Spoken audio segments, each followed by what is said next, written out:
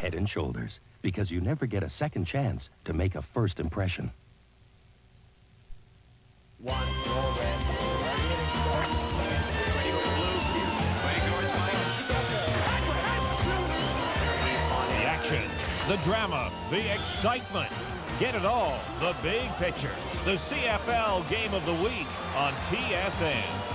Prairie Thunder sounds the charge of the Western Roughriders as they take on the Eskimos tonight, 9:30 Eastern. Catch the excitement, CFL excitement, on Real TV, TSN.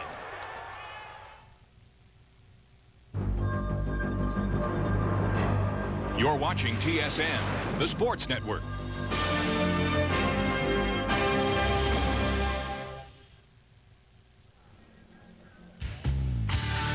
On a pretty nice night in north central Alberta, it's 18 degrees Celsius, but it's windy coming from the north at 24 to 35 kilometers an hour and swirling here at Commonwealth Stadium. The natural grass surface here is dry. After some scattered showers today, what the weatherman tells us, the showers should hold off as the Edmonton Eskimos play their home opener against the Saskatchewan Roughriders. That game's coming up in about a half an hour. Coming up next on TSN, Week 2 and the CFL Report. Reason to cheer in Hamilton. Community ownership means the Ticats will live to roar another day.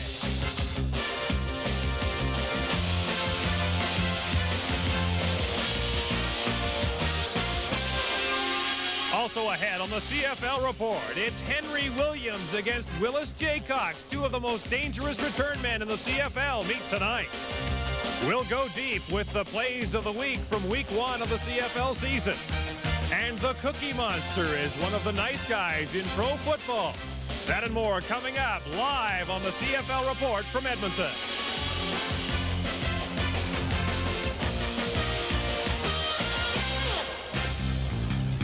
The CFL Report on TSN is brought to you by Pepsi.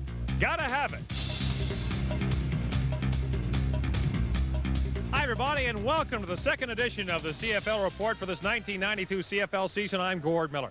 Our thoughts, obviously, are here with the football game between Saskatchewan and Edmonton, which comes up in about a half an hour. But as well, they are in London, Ontario tonight with Winnipeg head coach and general manager Cal Murphy. Earlier this week, Cal was moved to London's University Hospital for more diagnostic tests on his heart. His condition had deteriorated to the point this morning where doctors decided to perform another bypass operation and search for a suitable donor heart for a transplant.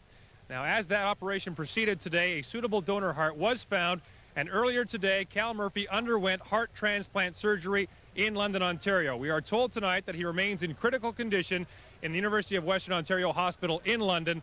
Cal's friends throughout the Canadian Football League and certainly here in Edmonton send him all their best wishes for a healthy and complete recovery. And certainly a lot of people here in Edmonton know Cal well from his days here with the Eskimos, who tonight will take on the Saskatchewan Roughriders to kick off Week 2 of this CFL season.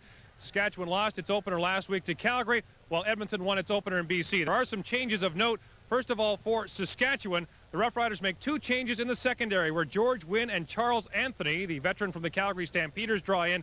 Albert Brown is injured and out. Kim McLeod had a rough game against Alan Pitts, and he will remain on the sidelines for this game. Edmonton had an injury on Monday in practice. Blake Dermott injured his knee. Replacing him on the offensive line is Mike Dumaresque, a relative newcomer to the Canadian Football League. So the Eskimos have two new faces up front to face this very experienced and very dangerous front seven of the Saskatchewan Roughriders. But front and center, whenever Edmonton and Saskatchewan meet, are, of course, the return men. Willis Jaycox doesn't have a fancy name, but he's got plenty of ability, and so, too, does Henry the Gizmo Williams. He is Henry Williams. He is Willis Jaycox.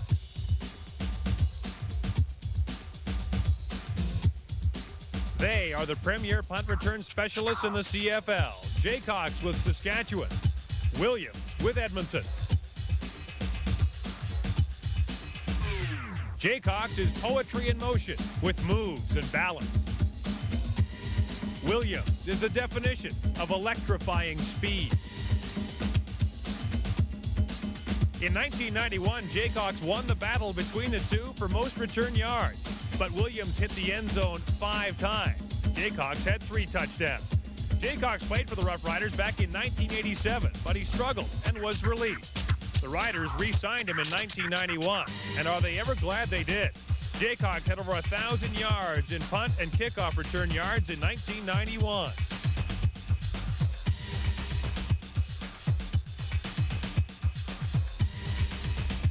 Williams is entering his 6th season in the CFL.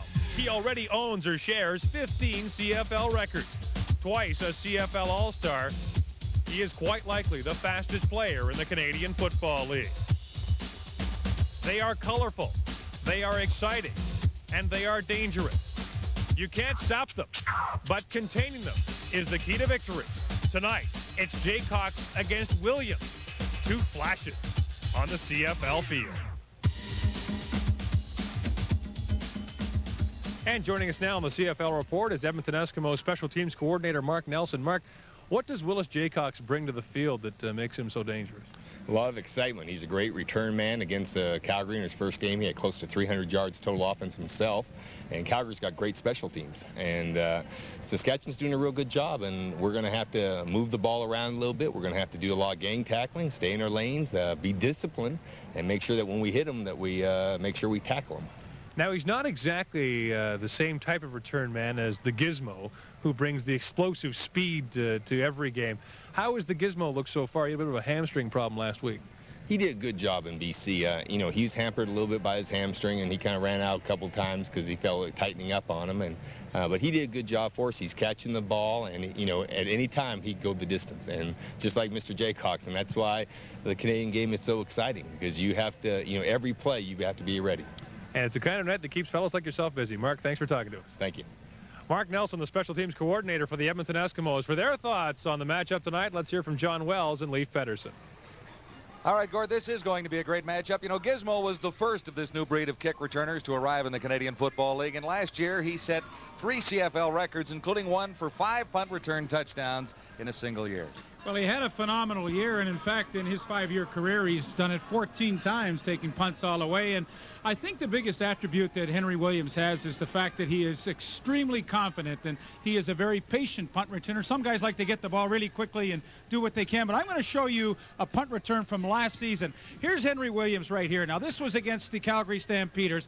Let it run a little bit, but I think the confidence that he has to be patient, to wait. Watch him. Lets the ball bounce around, and now you got 11 guys hustling down the field. They're scared to death that he's maybe going to break it. Stop it right here.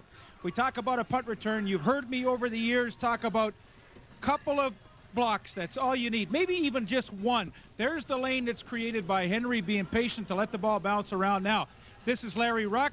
Danny Bass will come in right here. Let it roll. Only 2 blocks. 11 guys, but all you needed was 2 blocks. Now, I mean, the punter's dead meat. He's by him, and that is 1 touchdown that Henry scored last year out of 5. But really, he is so confident, he is patient, and he allows his blockers to form, and that's why he is so good. He is always a threat. He is instant field position. Is he the best in the CFL? Well, that's a good question. I mean, you have the Rocket and, of course, Willis Jaycox, who we will see tonight. But for my money, I'll take the Giz anytime. All right, let's go down to Gordon. All right, thanks very much, gentlemen. We'll continue our look at the Saskatchewan-Edmonton game a little later on the program. Coming up next on the CFL Report, the insider looks at the Hamilton Tiger Cats and community ownership in that city. And we'll talk to the president of the Edmonton Eskimos about how community ownership works. We'll return to Eskimo country, or is it, in just a moment.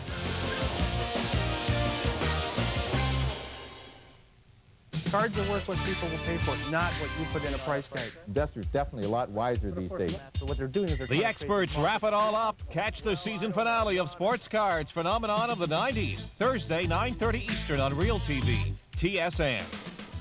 Check the map. Cancel that order, guys. Oh, right. Yeah. Let's see. You want a Coke? No, make it a Pepsi. Well, what's the diff? You said that.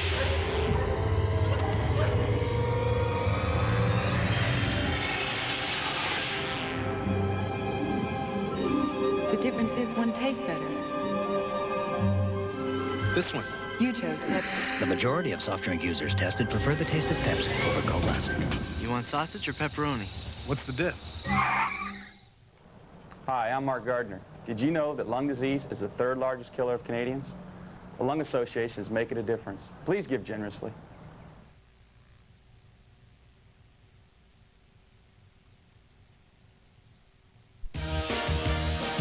Welcome back back to Commonwealth Stadium in Edmonton, where the Eskimos will take on the Roughriders, coming up in about 20 minutes here on TSN. Well, not that long ago, community-owned teams seemed to be going the way of the dinosaur in the CFL, as big owners with big money moved in to buy up clubs. But in Hamilton, private ownership didn't work, and when it came time to save the Ticats, they went to the community.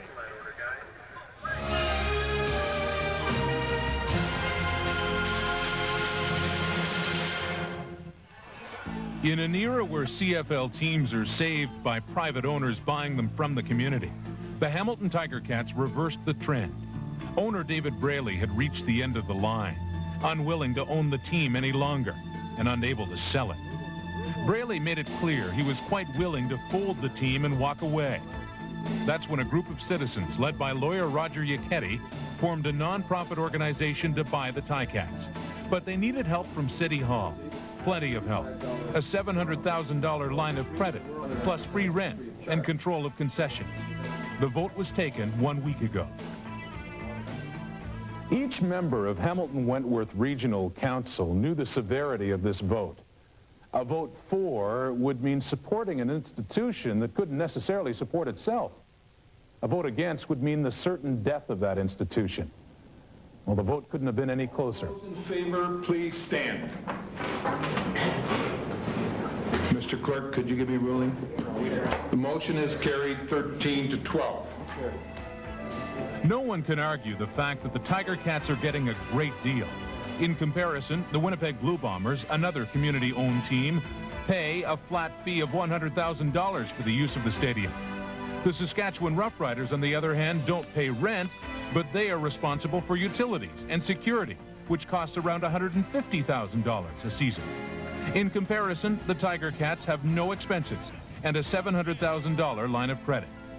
If you include the expenses like rent, security, concessions, the Hamilton Tiger Cats would receive well over $1 million worth of gifts and benefits from the city. Hamilton Alderman Dominic Agostino was one of the 12 who voted against the proposal. It's very hard to convince a single mom or to convince a mom with 3 or 4 children who goes to the food bank that we can't pay for food banks and we can't pay for daycare in this community because we're paying for football. And that's the type of decision that we have to struggle with every day. Mayor Bob Morrow was one of the Ticats' leading supporters. I've had only certainly face-to-face reaction, and I am everywhere all the time. I've only had 2 people directly tell me that they were opposed to the deal. The others expressing relief that it was saved, or that they might now, after a 10-year lapse, buy their tickets again and get out. Even with this line of credit, the Ticats' problems are far from over. They have to attract 19,000 fans a game to the ticket window, which isn't as easy as it sounds when you consider the hard economic times facing the Steel City and the stiff competition for the sporting dollar. You think you can get 19,000 a game? Yeah, I mean, I said it in the paper earlier, as fast as things had gone downhill, with the Hamilton people, things can go that fast uphill. But along with the optimism is the reality that this cat is on its 9th life. By the slightest of margins, the politicians have made the Ticats the community's team. If the community doesn't support it, then the gates of Iverwin Stadium will shut the door on CFL football, perhaps for good. Edmonton Eskimo President Gary Campbell joins us now. Gary, community ownership works here in Edmonton very well. Can it work in Hamilton? Absolutely. It's going to work in Hamilton. I know the Hamilton fans are going to get behind the Tiger Cats, and they're going to do real well. Now, the Eskimos are a model franchise in the CFL. They have been for years. What makes community ownership work here? What have you done right, and what can Hamilton learn from that? Well, I think the main thing is that when you get a community-owned club, it means the community can get behind a club, show a lot of enthusiasm for the fans, and they just feel they're part of the whole thing. Edmonton, mind you, is a bit unique because we are a bit community-minded, but they better put a good team out, and I think they have this year, so I think that'll bring the fans out. The parity in the CFL this year, Gord, is the greatest I've seen, and I think it's going to be a very exciting year. Gary, thanks very much. We'll let you enjoy the game coming up. Thank you very much, Gord. Thank you. Gary Campbell, the president of the Edmonton Eskimos, and for their thoughts on this touchy subject, let's go back upstairs to John and Leif. Well, it is touchy, Gord, but when you look at the situation in Hamilton, everyone has to be happy that football was saved there with a last-minute move to a non-profit organization. Well, John, I'm certainly happy as a former Ticat to see football remain there, and I think it was a simple fact that, I mean, it was on the line. You may lose the franchise, it may move somewhere else, so City Council determined that they will keep it. And I realize that the economic times in Hamilton and everywhere in Canada are very tough, but, you know, people need an outlet. And whether it's to come to the park and vent their frustrations with the football game or cheer on a winner, but you need something positive, something good. That occurred in Hamilton. Football will stay there, and I think the community will rally around, and it certainly is a positive thing. The reverse was true a year ago when the Calgary Stampeders went from public to private ownership when Larry Rickman took over. And now the Canadian Football League has 4 teams that are privately owned and 4 that are publicly owned. Gord? All right, thanks very much, gentlemen. A bird's eye view of Commonwealth Stadium, getting set to watch the Eskimos play their 15th home opener in this great park. We'll be back with more, including a look around the league when the CFL report returns to Edmonton in just a moment.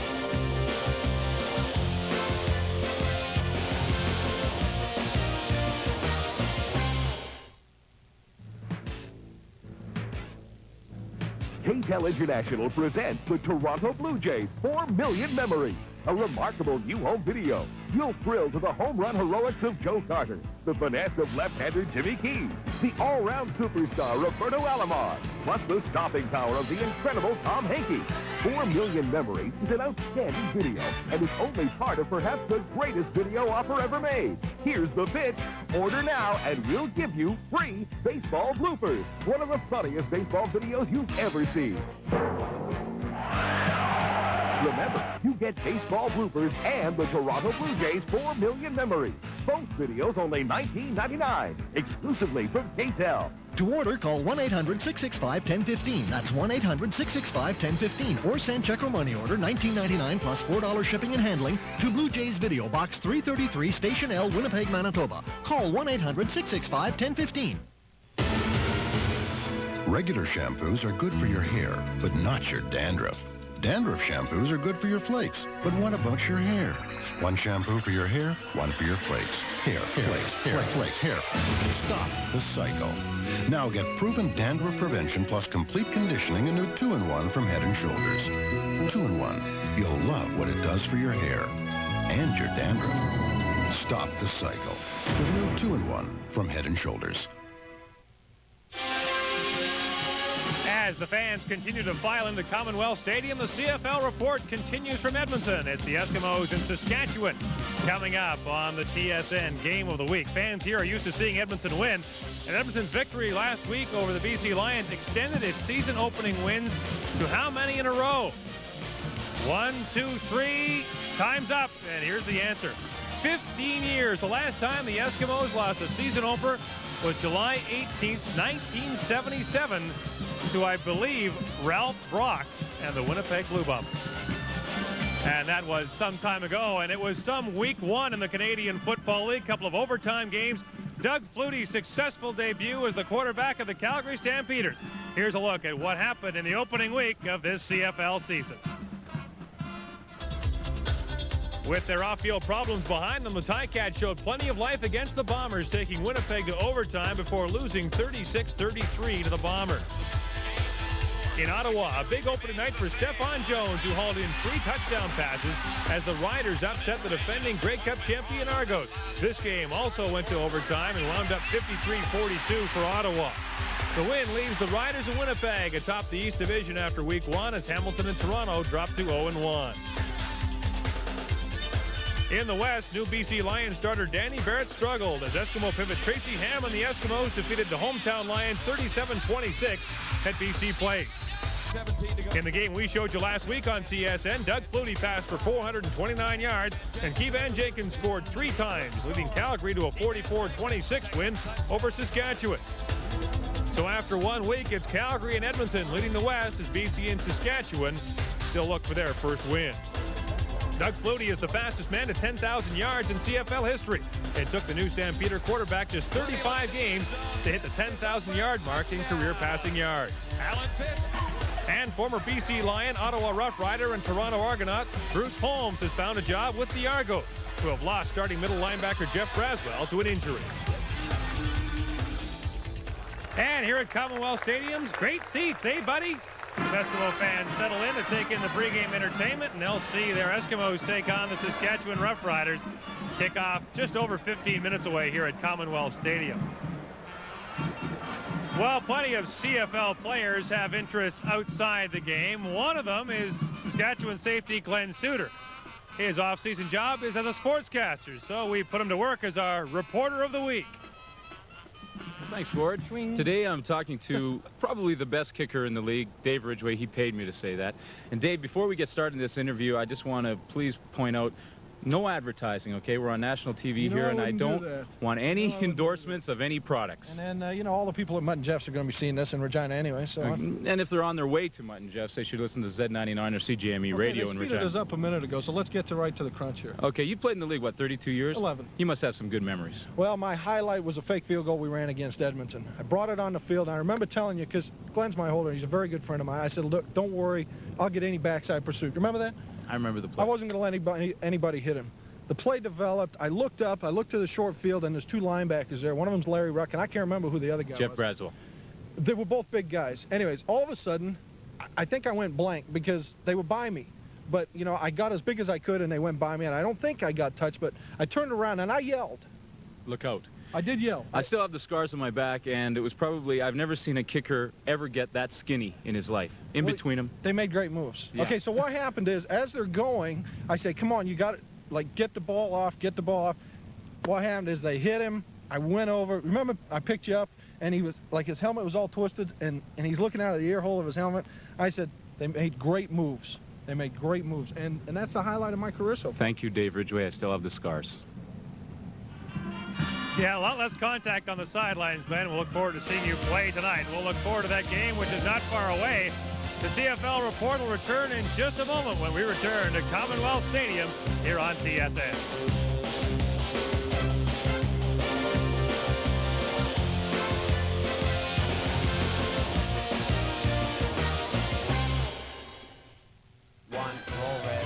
Get your share of football action. Get it all. The CFL Game of the Week on TSN. Catch the excitement between the Roughriders and the Eskimos tonight, 9:30 Eastern, right here on Real TV, TSN. I love to ski, but I race to win. It's the same with what I drink. McCain Punch. McCain's the winner for me. I tried others, but I prefer McCain for the taste. And I trust McCain quality. From my guests. McCain Punch, made with pure fruit juices from concentrate. Taste and quality, win every time.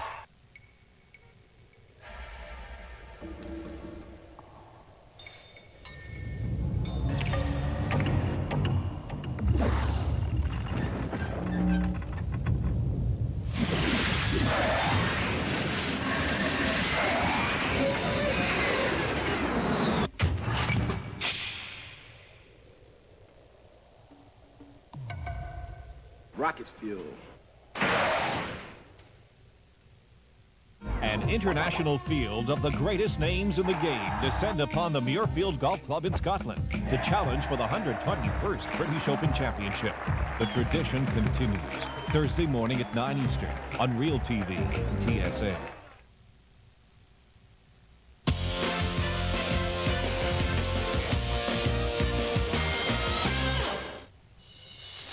Our plays of the week are worth applauding with a bushel of bombs. In Ottawa, Tom Burgess digs in and goes deep to Stephon Jones. Not to be outdone, Ricky Foggy comes back and hits the Rocket. Mission accomplished. Burgess again to Stephon Jones. Tracy Ham gets into the act, going long to Henry Williams. A 75-yard pass and run touchdown for the Giz. But it's Burgess who does the big bombing, 3 deep to Stephon Jones. Many happy returns in week 1. The Gizmo shows the Lions a move or two. And the Rocket gets the Argo season off to a good start with some nifty moves up the sideline. But the return of the week comes from Mark Mathis. Yes, Mark Mathis of the BC Lions. Some great moves against the Eskimos, and punter Glenn Harper can only wave as he goes by. The hits of the week. Bobby Jurison levels Doug Flutie. Darryl Hall says hello to Lucius Floyd.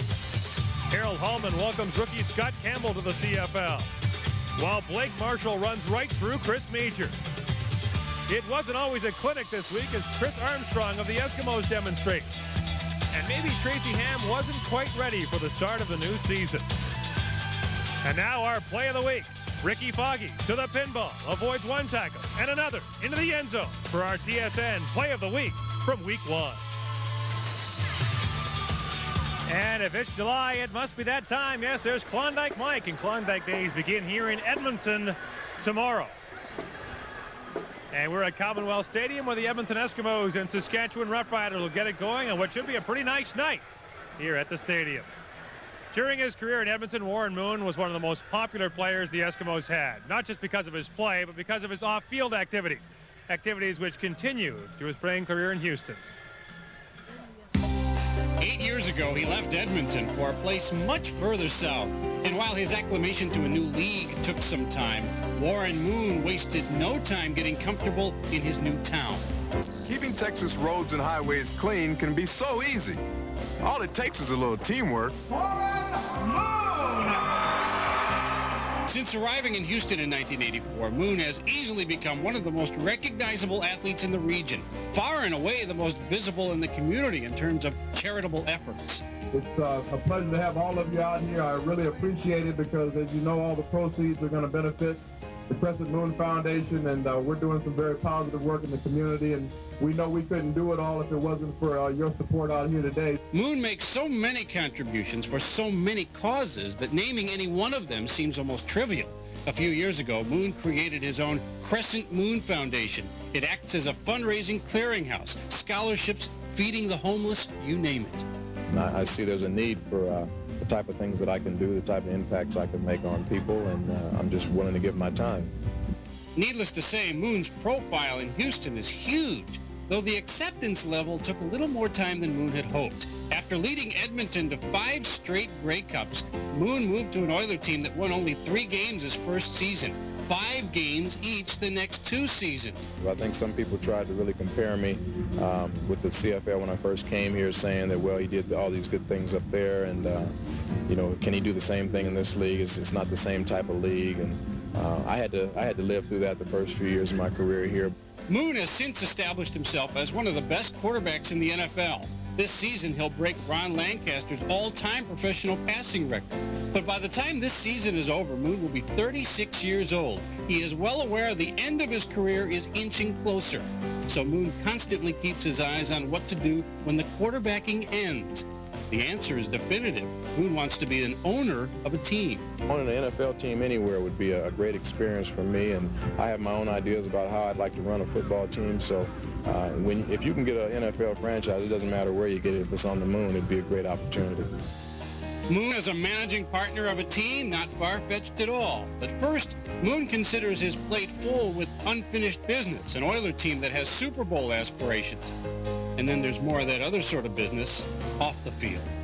From Houston, Steve Mark for the CFL Report. Warren Moon's arrival in Canada coincided with the opening of Commonwealth Stadium in 1978 and the culmination of 5 Grey Cup victories in a row for the Edmonton Eskimos. He had a great career up here. I think it's interesting, though. He had a great guy to learn from in Tom Wilkinson here, and he developed slowly.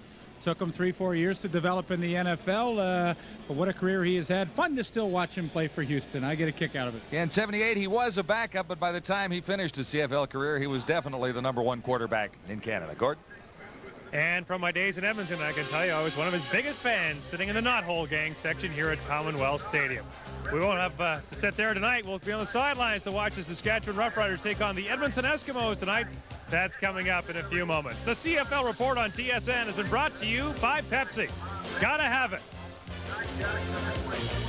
For all of us at TSN, thanks for tuning in to the CFL Report and enjoy the game. It's coming up next.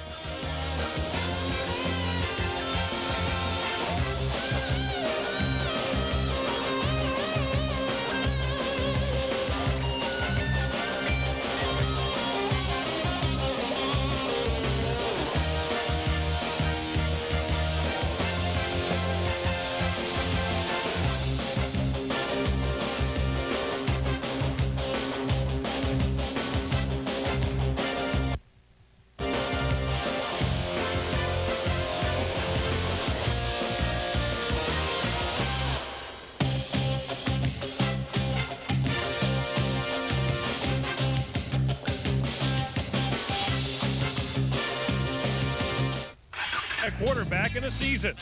2 years ago, he led the CFL in passing efficiency. Last year, he set the single-game record for most rushing yards by a quarterback in a single game. But last year, he was overshadowed by BC quarterback Doug Flutie, who was the league's unanimous choice as the most valuable player. Overlooked was the fact that Ham rushed for nearly 1,000 yards and threw for nearly 4,000 more. He remains one of the most dangerous quarterbacks in the CFL. And he proved last week that he hasn't missed a step. In the season opener, he threw 3 touchdowns as the Eskimos beat the BC Lions. Reason to smile for Tracy Ham after week 1. Tonight, he faces the Saskatchewan Roughriders and Don Matthews, who were unable to contain Doug Flutie and the Calgary Stampeders in their season opener. Tonight, Matthews must have better luck as the Saskatchewan Roughriders face another of the CFL's lethal weapons.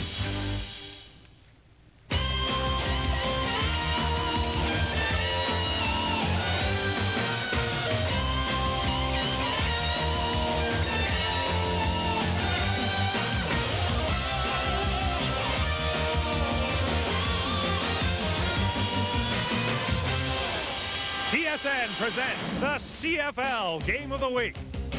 Tonight's game from Edmonton is brought to you by Pepsi. Gotta have it. It's the 15th season of football at Commonwealth Stadium, and a pretty nice night for the Edmonton Eskimos to play their home opener. 18 degrees, the wind is swirling here, and the Saskatchewan Roughriders have won only twice in 18 regular season games in this stadium. Good evening, everyone, and welcome to Commonwealth Stadium and the Game of the Week. I'm Gord Miller. First is the coach of the BC Lions, then the Toronto Argonauts, and now the Saskatchewan Roughriders. Don Matthews has always loved to come to coach in this stadium, where he directed one of the great defenses in the history of the game. But his defense tonight gets another stern test from Tracy Ham and the Edmonton Eskimos. This after Doug Flutie and the Calgary Stampeders racked up 21 first-quarter points en route to a 44-point victory over Saskatchewan last week. Matthews prides himself as a defensive wizard. He'll have to be that and more tonight to contain Tracy Ham, who looks to be in mid-season form already. For their thoughts on the game, let's go upstairs to John Wells and Leif Patterson. It's always a special matchup when the Saskatchewan Roughriders come to Commonwealth to play the Edmonton Eskimos. I think we're in for a pretty good ball game tonight. The Roughriders seem to get up for the Eskimos in this building. They really do, and I think it's a very interesting matchup tonight because I think both teams are very equal. You look at the special teams, both truly excel in that department. Offenses, I think, are close. Defenses are very close, but the Eskimos have a bit of a problem tonight. Yes, up front they'll have 2 rookies starting on the offensive line, Mike Demarest and Chris Morris, and this could prove to be a bit of a problem protecting Tracy Ham. Yeah, I think that's the unknown factor tonight. Can these 2 young fellows provide the protection for Tracy Ham? And they will both be playing against number 71, Bobby Jurison. He has lost 20 pounds this year. He plays the rush end in the Saskatchewan defensive scheme of things, and that means that he will always go to the wide side of the field, so he will definitely work against Chris Morris and Mike Dumaresque. Will they be able to handle Bobby Jurison? I mean, only time will tell. I know one thing, they're going to have their hands full because Bobby Jurison, make no mistake, is one of the best defensive ends in the league. So the Saskatchewan Roughriders look for their first win of 1992. The Eskimos look to make it 2 in a row, and it's all coming up on TSN tonight. The Roughriders, the Eskimos, were live at Commonwealth Stadium, and this is the Game of the Week on the Sports Network. There's one cake so good, it will keep you coming back for more. McCain Deep and Delicious Cakes, sealed with a see-through dome to keep in all that rich, moist, deliciously fresh taste. So, you can raid the cake tray, seal up the rest, and put it back in the freezer. Till you're ready for the very next craving. And now for people who fantasize about chocolate, Deep and Delicious Chocolate Deluxe from McCain.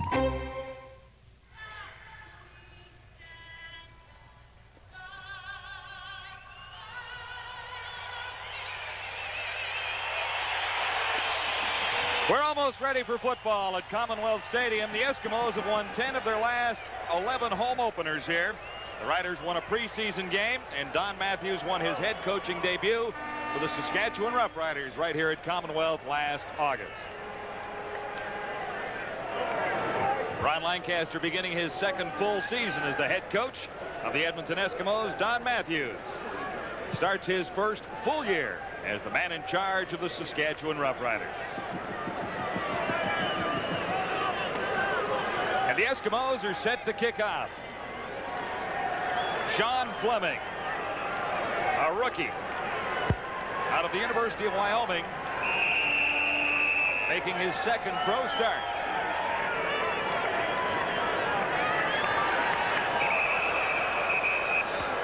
And it's a false on that. It's the ball rolled off the kicking tee.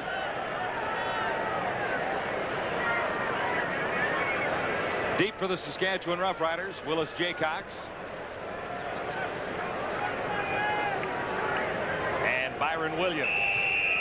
We'll try again.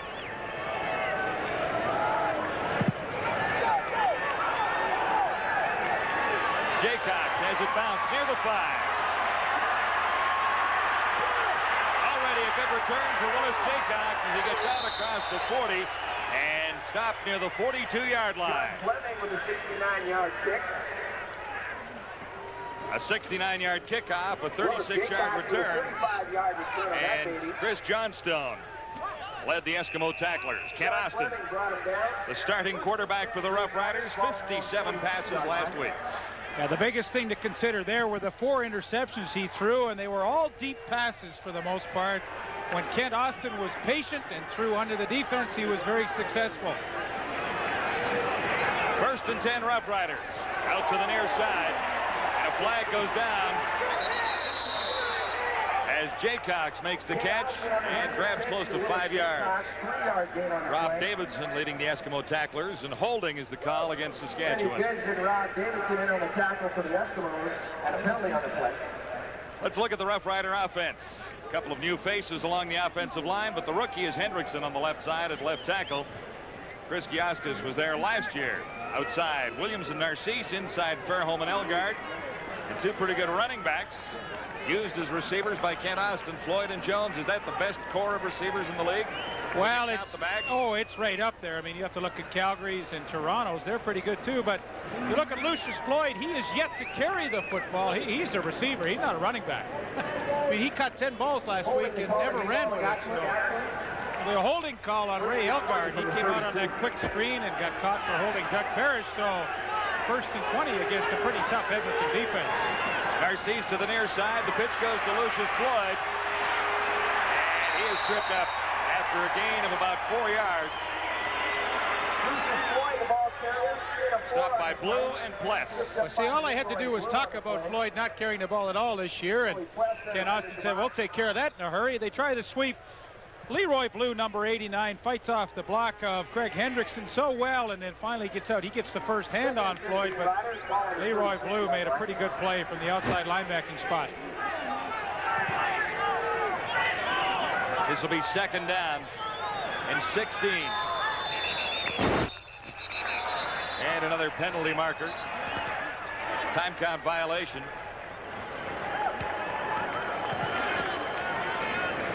Referee tonight is Bud Steen in his 12th year in the CFL. Time count. Saskatchewan number 5, second down repeated. Saskatchewan came out in a trips formation, and that means that they have Elgard, Fairholm, and Narcisse to one side of the field. And of course, Byron Williams and Lucius Floyd to the short side. And both offenses will do that tonight, and what they want to do is see how the defense is going to cover it. Second down, 21 to go. Roughriders at the 31. Austin, near side for Byron K. Williams. And another penalty marker is down. As Dwayne Odom and Parrish combined on the tackle. It's Doug Parrish, number 14. Penalty marker down.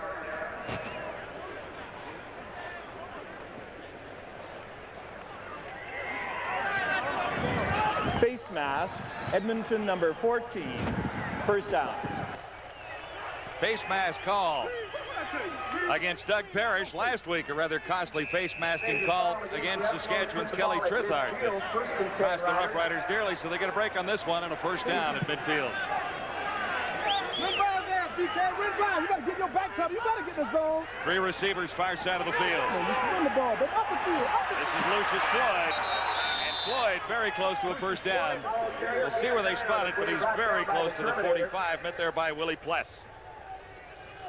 Edmonton defense, they like to go with a 3-4 alignment. Gone is the toaster Brett Williams. In his place, Jed Roberts, fine young second-year Canadian. Of course, in the linebacking core, Willie Pless, no one better than him in that linebacking group. Dwayne Odom, a starter this year. Larry Ruck, Leroy Blue. The secondary, some familiar faces, Eddie Thomas and Doug Parrish back for their second year on the corners. The newcomer, Damian Lyons at the middle safety. So 5 imports start for the Edmonton Eskimos in that secondary. Shy of the first down. Roughriders just short of the first down. All right, John, it's interesting. Twice already on their first possession, the Saskatchewan Roughriders have run with the football.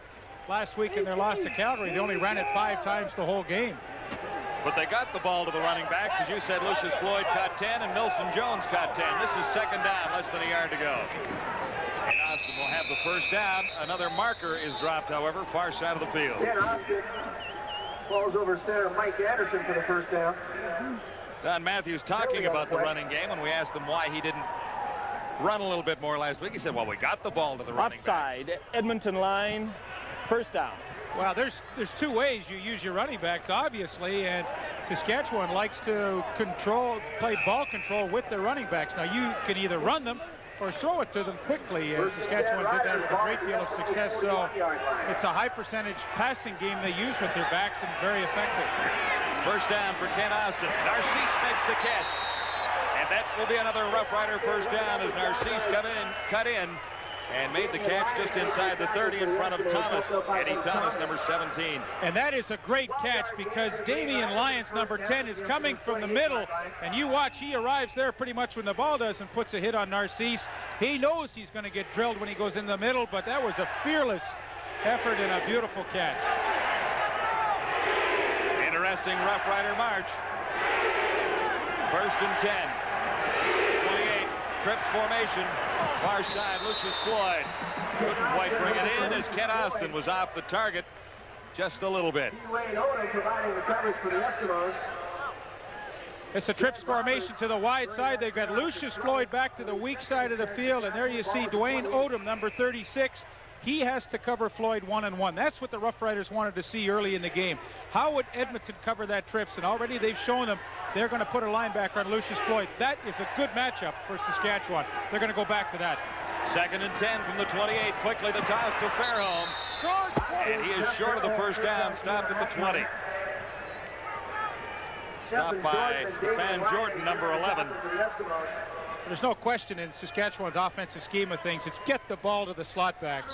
When you have a Jeff Fairholm and a Ray Elgard, I mean, those are 2 guys that you want involved in your offense in a hurry. That time Fairholm comes up a bit short, but he and Elgard together, the 2 of them had a pretty good game last week. Although they lost, they caught 12 passes between them, but no question, they are the favorites of Ken Austin. Here's Dave Ridgway. First field goal try of the night. Routine shot for Dave Ridgway. So that's a positive start for Saskatchewan. Last week, before they blinked, they were down 21-0 to Calgary. Now they're on the road. They're trying to establish something, and I think Don Matthews would be extremely happy with that opening drive, getting 3 points, doing something positive on offense. The face masking penalty to Doug Parrish helped things a little bit, but nevertheless, I thought they executed pretty well on that opening drive. Ken Austin looking very patient, and that's what he has to be effective.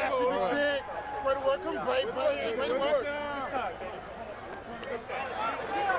Ron Lancaster led the Eskimos to victory last week against the British Columbia Lions. Eskimos are 3-1 versus the Saskatchewan Roughriders in their last 4 regular season meetings. Watch the screen. Ready for Ridgway's kickoff now. Short kick. Fumbled and no play for the Gizmo. Willie Pless was back and couldn't quite hang on. Willie Pless on the return.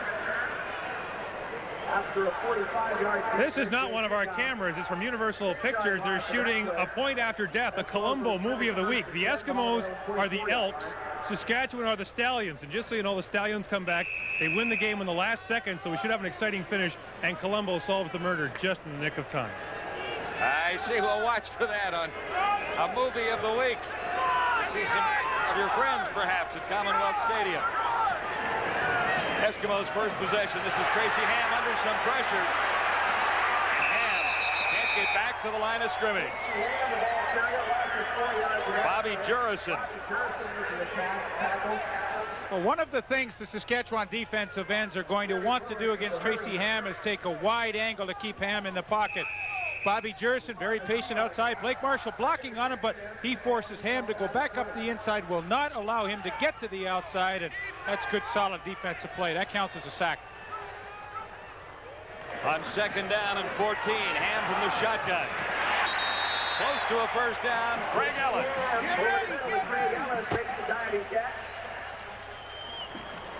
Ty Jones there for the pin. The newcomers up front for the Eskimos are on the ends, at least of tackles. Demarask and Morris. William Sandusky outside. Ellis Armstrong, the inside receivers. And a newcomer by the name of Mike Pringle joins Blake Marshall in the Eskimo backfield. So decision time for Ron Lancaster, and he will send the short yardage team in. Even though they're deep in their own territory, they will gamble on third down with just a matter of inches to go. No other call here on a wind-free night, is there? Oh, you're shaking your head. Hey, anything can happen. Third and inches for the Eskimos. Well, no penalty markers. And it will be a first down. There was no other call. Well, you always have a chance of a bad snap or slipping on a natural grass turf, but Tracy Ham is able to fall forward far enough to pick up that first down. First and 10, pretty good defense for Saskatchewan. That front four would rank up with the best in the league, I would think. Linebacking Tyrone Jones. I still have trouble getting used to him in a green uniform, but he is at the linebacking spot. And some changes tonight. George Wynn, Carl Anthony on playing the inside halfback spot. First and 10, Edmonton. Blake Marshall out to the 40-yard line. And that's 5 yards on Marshall's first carry. He averaged 6.1 yards per carry last week and touched the ball 12 times. Gerald Bayless made the tackle. Not a great deal of finesse in the running of Blake Marshall. It's get me the ball and let's see who I can run over. He picks on a bunch of Saskatchewan defensive players and actually bursts through them for a pretty good pickup. Markers are down once more. It'll be procedure against the Eskimos. There's Ty Jones heading to the end zone, but Ty, you're coming right back.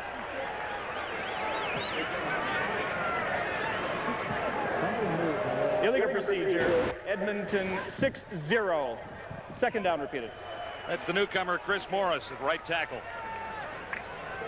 Tough spot for these two young offensive tackles, Chris Morris and Mike Dumaresque. They are going against a front four that is a very tenacious group, and Chris Morris will really have to have his wits about him tonight. It'll be second and 10. Pressure and the blitz is on. Tracy Ham throwing on the run. Sandusky makes the catch. Did he stay in bounds? Yes. Big play. Tracy Ham to Jim Sandusky.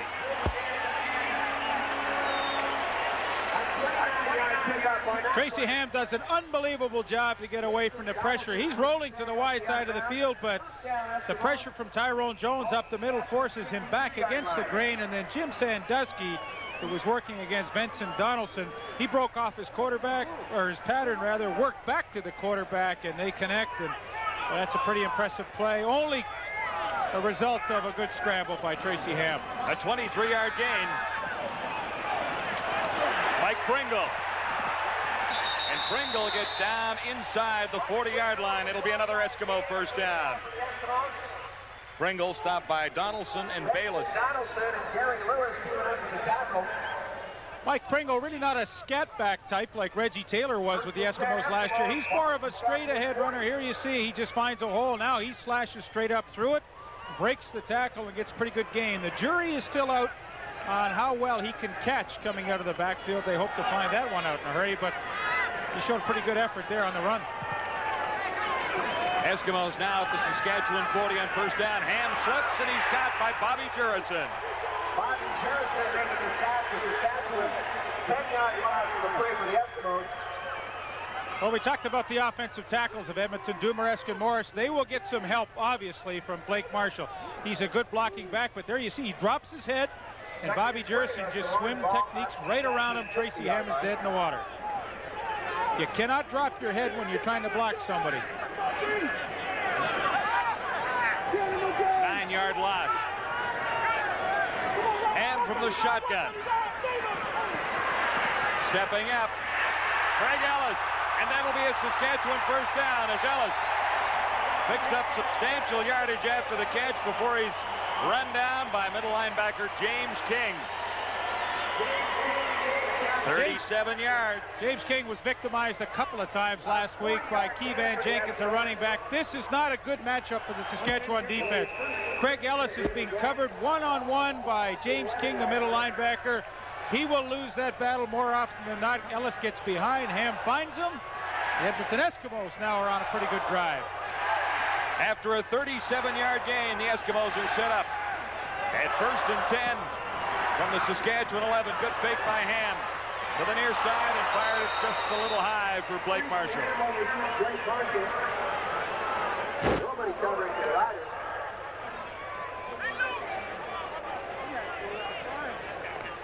Take it down. Tracy Ham good on 17 of 30 for 328 yards and a couple of touchdowns in last week's win over the BC Lions. 2nd and 10 Eskimos from the Saskatchewan 12. Shotgun again. Ham with time. Sandusky the catch. Stopped at the 5.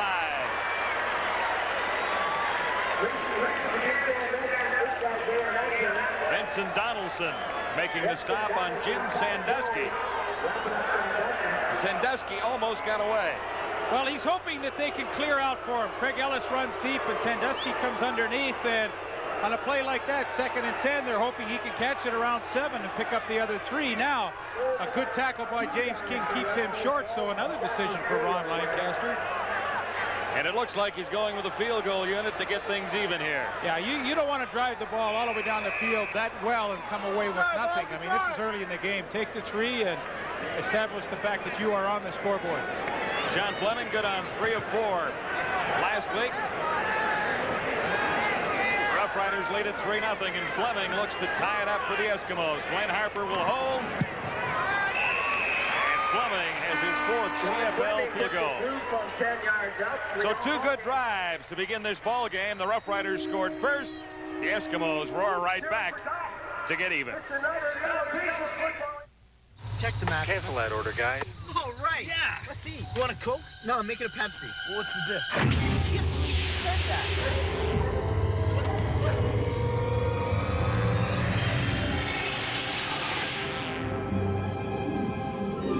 The difference is one tastes better.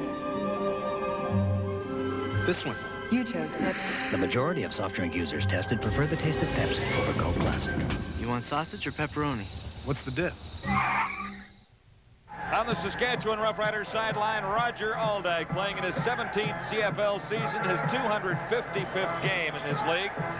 He has now moved ahead of Dave Cutler and is closing in on Lancaster. First, he has to pass Lloyd Fairbanks, and he's got a ways to go to catch his former teammate Ron Lancaster. Yeah, I'm not sure after 17 years he's got 33 games left in him. I don't know if he's going to catch Ronnie on that one. That's, I think he'll end up 2nd.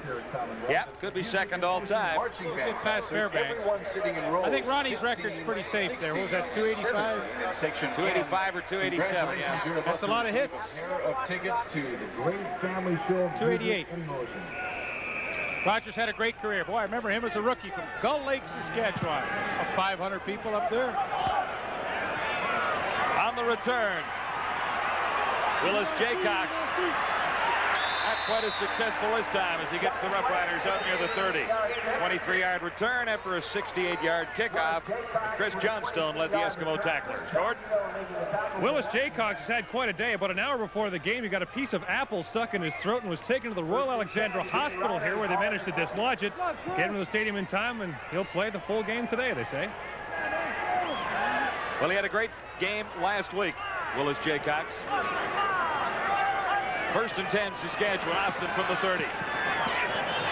On target for Ray Elgard. Elgard breaks a tackle to get the first down, and he's forced out by Larry Ruck, number 47. Game pushed out of bounds by Larry Ruck. First down for Saskatchewan.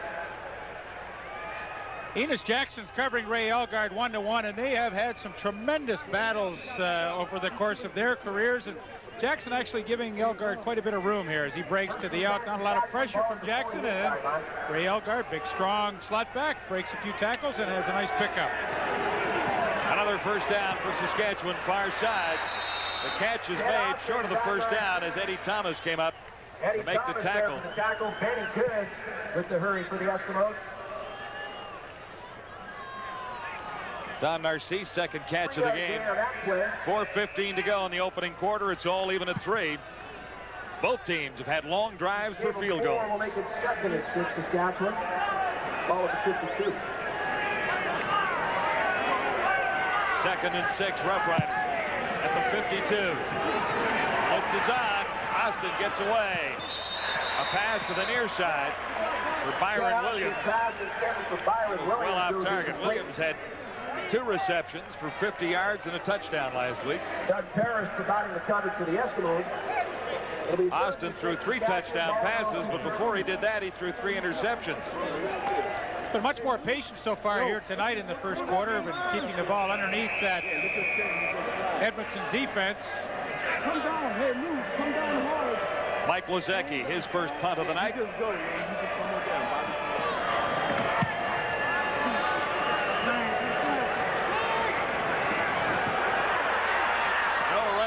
Return for Eddie Thomas. He lost a couple. So the Eskimos begin deep in their own zone with a score even at 3. We're live from Commonwealth on the game of the week.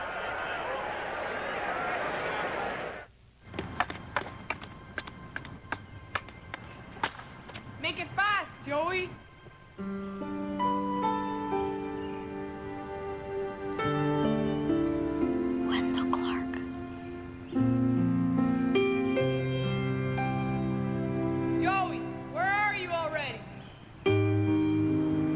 Book, eh? Yeah.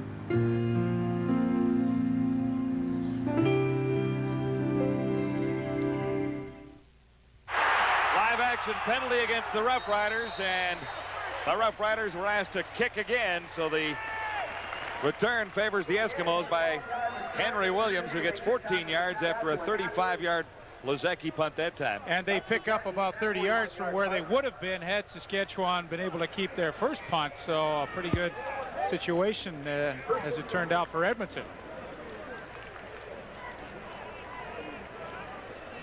At halftime, do not go away. The entertainers feature tonight is spectacular. Sorekos, Izakovic, defensive tackle from the Calgary Stampeders against Doug Parrish, corner for the Edmonton Eskimos, who you are watching tonight. Darrell K. Smith does a superb job hosting this halftime feature, and you folks at home will really enjoy it. Stay tuned for that. You'll also be able to vote for your favorite between those two gentlemen. Right. After the half in the third quarter, we'll give you a number to call and see who you like best on this week's edition of The Entertainers. Bob Foley of the Roughriders won it last week with a great country rendition of a song that I can't remember the title of, but it was terrific. He was good. I tell you, tonight the two guys are better, though. These guys are good. Everyone else who hasn't been in a 3:14 to go in the opening quarter. It's 3-3. Roughriders and the Eskimos. 2 good drives to open the ball game. And we'll join Gord Miller on the sidelines. Gentlemen, we talked to Don Matthews this morning about what he expected from the Edmonton Eskimos. He said last week they played primarily man-to-man defense. Just talking to some of the players on the sidelines, Edmonton is playing completely man-to-man defense, but they're disguising it a little bit. Right now, the Saskatchewan Roughriders are looking to make adjustments. A couple of times, Kent Austin, who is one of the league's best readers of defenses, thought he saw a zone. What he was in fact seeing was man-to-man defense, and that's why they've misfired so far. But look for Kent Austin to get things to the slots pretty quickly when the Riders get the ball back. First and 10 for the Eskimos, beginning at the 47. Trips formation, 3 receivers in. Right side. And Marshall gets the call.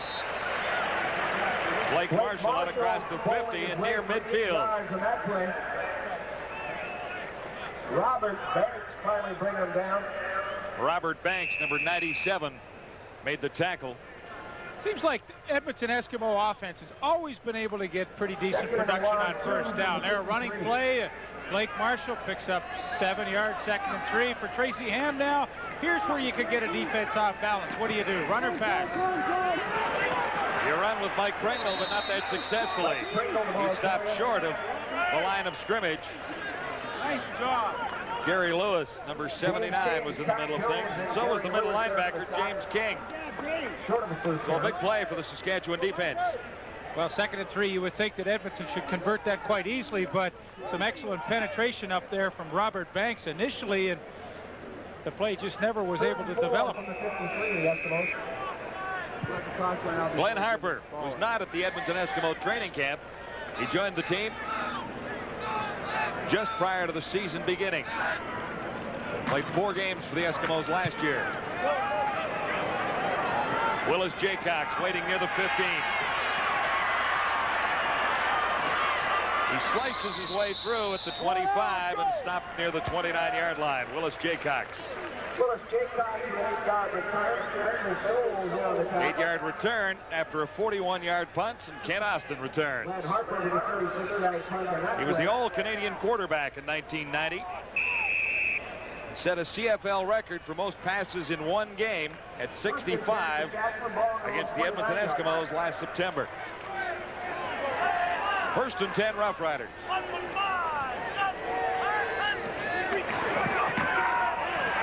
Drop play to Milson Jones, his first carry, and he's more than halfway to a first down.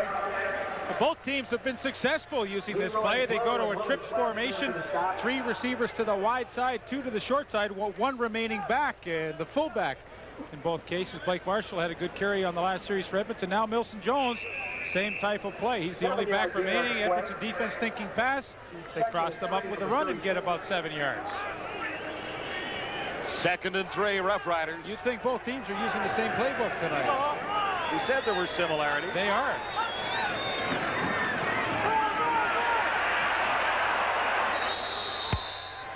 Nowhere to run that time for Milson Jones. Maybe a yard. Half a yard, coach. Half a yard. Dwayne Odom leading the Eskimo tacklers. Robertson on the tackle. They'll measure it to see exactly what Jones managed to get. He was stopped initially, but fell forward for a little bit.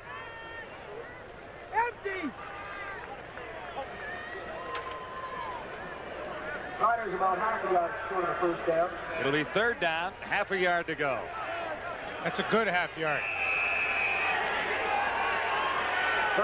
3-3 ball game, and the Roughriders go gambling on 3rd and less than a yard to go. Austin appears to have the first down.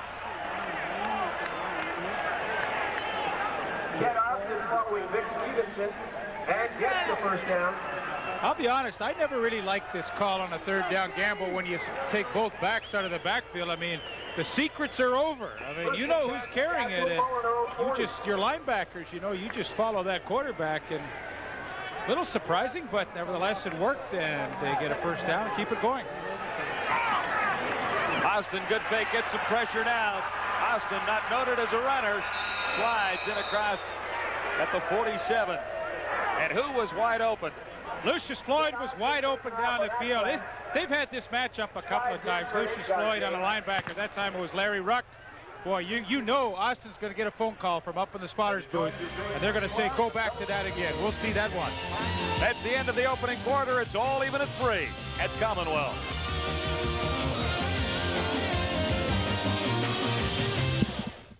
What makes McCain Super Fries better than ordinary fries? They're not just delicious, they're super delicious.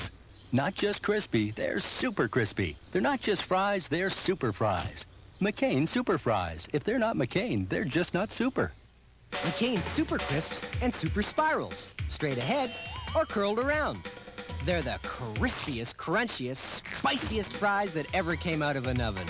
McCain Super Spirals and Super Crisps. You'll love what we've done to your fries. Ready now to begin the second quarter at Commonwealth in Edmonton. Ken Austin picked up 5 yards in the last play. This is 2nd and 5 as Austin looks under the cover for Jeff Fairholm. Fairholm beats 1 and comes up with a first down out near the 50. Stopped by Lyons. And oh, what might have been on a play before the Austin run. Yeah, let's go back and look. Here's Lucius Floyd out here. Here's Dwayne Odom. He's going to blitz. This leaves Larry Ruck to cover Floyd one-on-one. Let's roll it. Austin had a run with the football, but oh, what might have been. Look at Floyd gone deep. He's waving, screaming, but Austin couldn't find him. They're going to come back to that one, trust me. Floyd gets the call this time on 1st and 10. He has about 4 yards. Fairholm picked up 18 in the previous play. To set the Rough Riders up with a 1st and 10 at the 52. Leading the tacklers that time for the Eskimos was Larry Ruck, who's new in the middle for Edmonton this season, replacing Danny Bass. Numbers from the opening quarter. Pretty darn close overall. 5 first downs for the Rough Riders, 4 for the Eskimos. Total yards favors the Eskimos, but on the scoreboard, it is even at 3-3. Early in the second quarter. Trips formation, far side. Austin looks to the near side of the field. And for Don Narcisse, he makes the catch. But is he in bounds? They really is. Narcisse working against Eddie Thomas. Eddie Thomas pushing him out of bounds. It'll be a Rough Rider first down. Austin has been very effective in moving his football club so far tonight.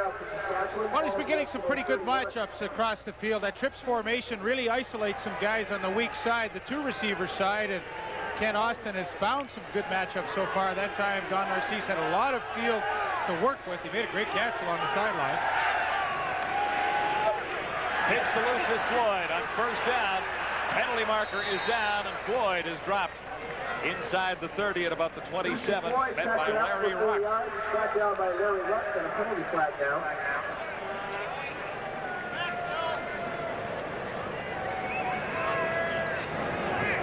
Holding, Saskatchewan 44. First down repeated. Roger Aldag. They don't catch Raj very often.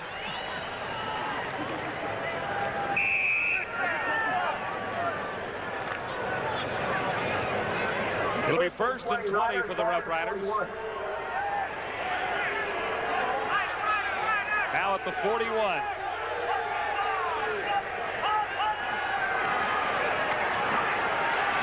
Austin for Fairholm. Only a couple of yards as Leroy Blue came up from his spot at linebacker to make the tackle. First time I've seen Saskatchewan come out with this. This is their version of a 6-pack. 3 receivers over at the top, 3 at the bottom. Nobody in the backfield shotgun for Austin. Now, this is a new look that Edmonton's going to have to try and cope with. They hit Fairholm underneath, as you'll see right there, but it's the first time I've ever seen Saskatchewan with 6 receivers. Trips formation, top of your screen. 2nd and 15 for Austin, looking deep for Fairholm, and he overthrew him as Fairholm drew coverage from Parrish, number 14. Doug Parrish and Damian Lyons. And from Stefan Jordan, number 11.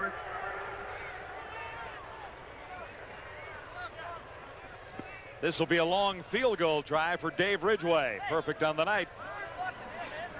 But his first was from 27 yards. This from 44 yards away.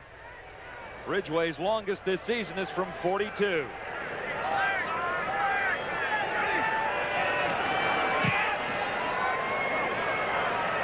Wide this time. Ridgway misses from 44. The Rough Riders take the lead again, but it's only by a point. Saskatchewan Rough Riders settle for 1 and take the lead at 4-3 early in the second quarter. Make your play of the day at any Sports Select retailer. I'll have a McLean Deluxe and a frozen yogurt. And I'll have Big Mac and small fries. You know, you get the same thing every time. Come on, live a little. They have chef salad, filet of fish, pizza. Life's too short. Get a mint and get in the game, for Pete's sake. Okay, I'll have a Big Mac and large fries. You're a wild man. What you want is what you get. Different tastes for different tastes. That's McDonald's today. Toronto Blue Jays are in Seattle. We will have that for you tomorrow night, 10 o'clock Eastern Time. Pretty easy trip for Juan Guzman, Roberto Alomar, and Joe Carter. They just remain out there after the All-Star game. And then on Friday, The Montreal Expos are in Jack Murphy Stadium to play the San Diego Padres. Catch all the action right here on TSN. Milson Jones, the injured Saskatchewan Roughrider, on the sidelines. It was a short night for Milson, a shoulder injury. Fairly obvious right now. So number 26, David Pitcher, will now come in and play for Milson Jones. That is not good news for Saskatchewan. Milson Jones, a huge part of their offense. He has been called upon to do most of the running.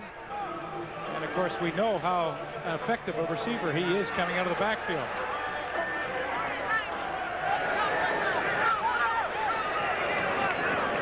Eskimos 1st and 10. Pressure on Tracy Ham by Gary Lewis. He gets away, and Ham for Sandusky. Almost. Sandusky racing down the sideline. And he was in behind the cover for a split second. Sandusky on that play. Stacey Harrison covering for Saskatchewan. Once again, the ability of Tracy Ham to buy some time for himself. Gets away from Robert Banks, the defensive end, and Sandusky almost came up with a super catch. Tracy Ham, you know, you think of him as a running quarterback, but it's that elusiveness to avoid the pass rush that I think is his greatest attribute. Markers down as Jurison stepped across the line. But the penalty will go against Saskatchewan for procedure. Come on, Chris! Or against Edmonton for a procedure. Yeah, Chris Morris. Illegal procedure, Edmonton number 60, 2nd down.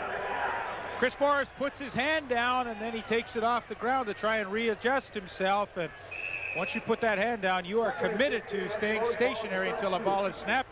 Bobby Jurison saw it. He moved, and illegal procedure. This will be 2nd and 15. Ham from the shotgun. Pressure is on. Ham steps up.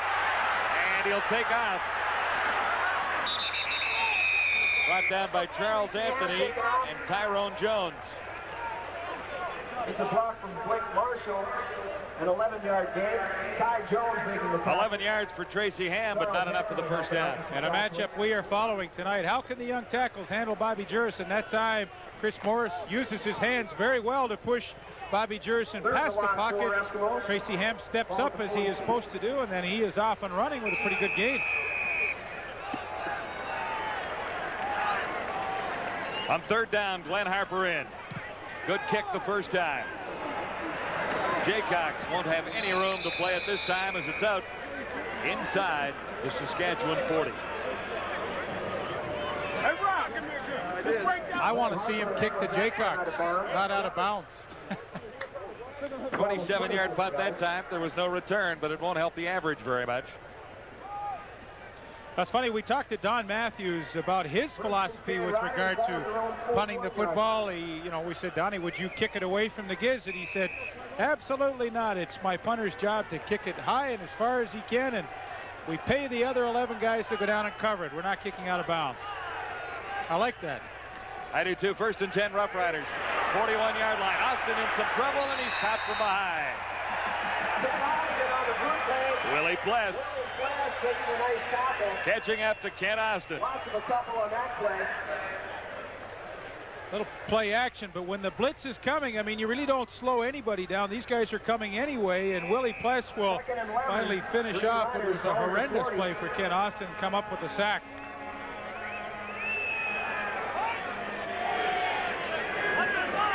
Pless had 5 tackles, 2 for losses last week, creating another loss there. So Austin from the shotgun on 2nd and 11. Elgard had it and couldn't hang on. Slightly behind him.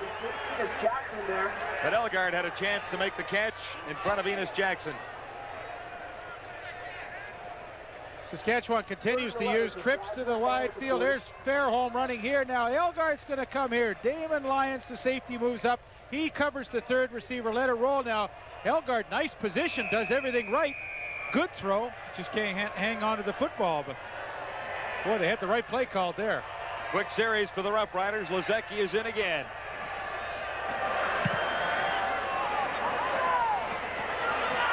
Henry Williams. And Williams caught by the first wave. limited to about a 4-yard return at the 35. See, that's the Don Matthews philosophy right there. Kick it high and long and let the other 11 guys worry about making the tackle. I don't know how high it was, but it was 43 yards long. Without much of a return. First and 10, Eskimos ball just inside their own 35. There's Bruce Boyko, Stephen Jordan trying to stay with him, but a good hustle job by that entire punt cover unit of Saskatchewan. First and 10, Eskimos at the 34. This is Mike Pringle, his best run in Canadian football in his second game. Stopped by Benson Donaldson. Mike Pringle, a rookie running back out of northern Colorado, a 23-yard gain.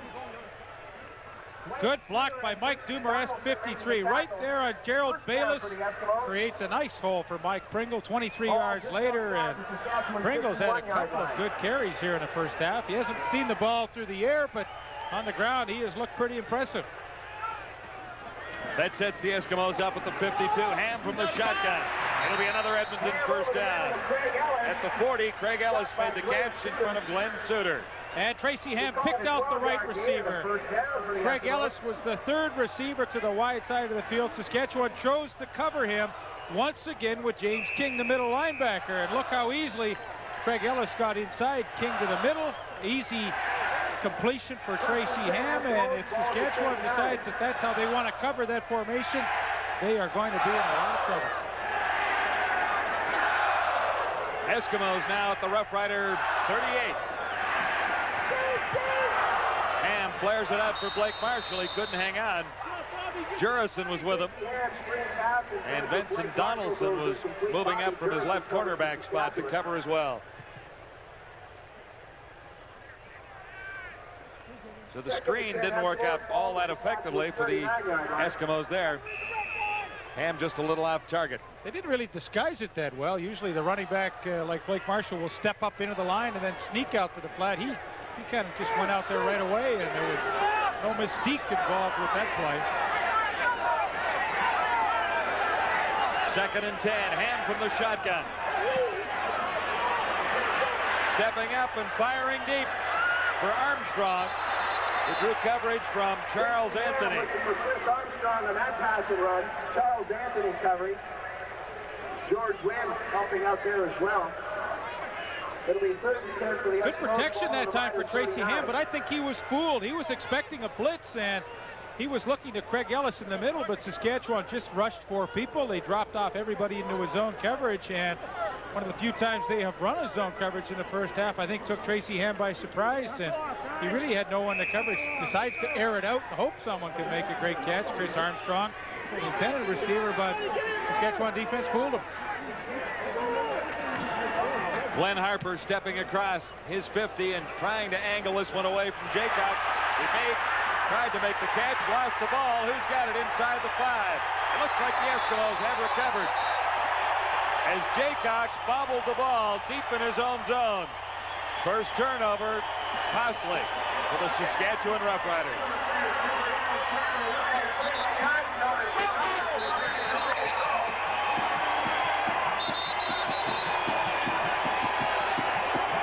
Leaf, I don't know who's got the football under that, but the indication was the Eskimos recovered.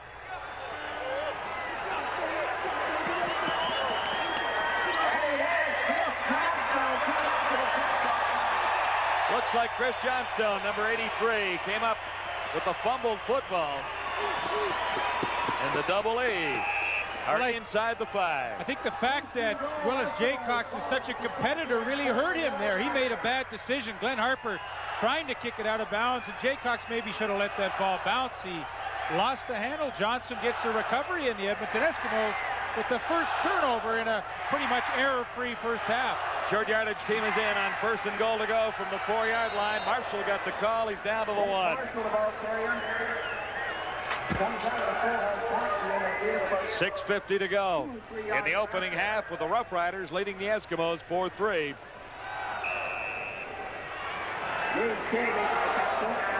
Eskimos second and goal to go, now at the 1.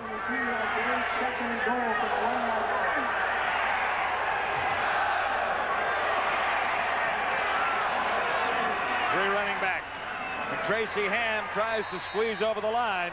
The Rough Rider defense holds that time. 3rd and goal to go from the 1. Come on, the fucking good. I think Dan Rasevich made the play on Tracy Ham at the goal line. So a 3rd crack at this touchdown opportunity for the Eskimos inside the 5-yard line. They had one from the 4, second try from the 1-yard line. Motion to the left side, Sandusky, touchdown. He made the catch right on the goal line. Just your normal call on a 3rd down gamble from the 1. Sure, Blake Marshall, everybody was thinking him. Tracy Ham, quarterback sneak. Let's throw it. Jim Sandusky, touchdown. I don't think there was a player on the Saskatchewan defense that expected this would happen. Not even a great throw, but it didn't have to be. Nobody went out to cover Sandusky as he came in motion. Edmonton Eskimos with their first major of the night. 2nd touchdown of the year for Jim Sandusky. John Germany connecting, and it's another Yellow Pages football into the end zone. So the Eskimos have the lead for the first time. Jim Sandusky makes a 1-yard touchdown catch. And he was looking up at the scoreboard here on a replay, and he was kind of laughing, said, hey, those guys didn't even come with me. Eskimos have the first touchdown of the night. Edmonton leading the way. It's 10-4 at Commonwealth.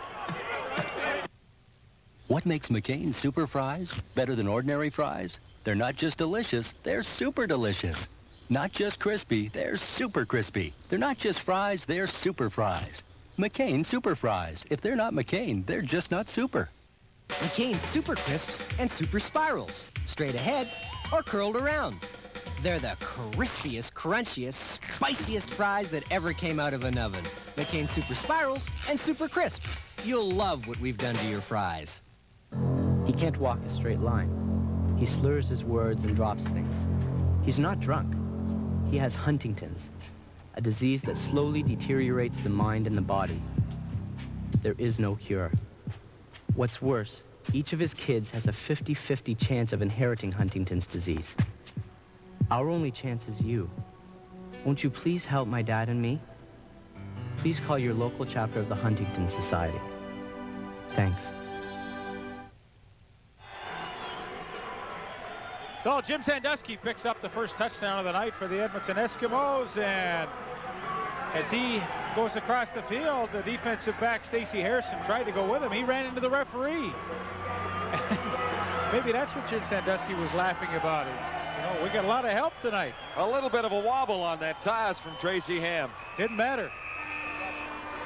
The Eskimo kickoff. Byron Williams.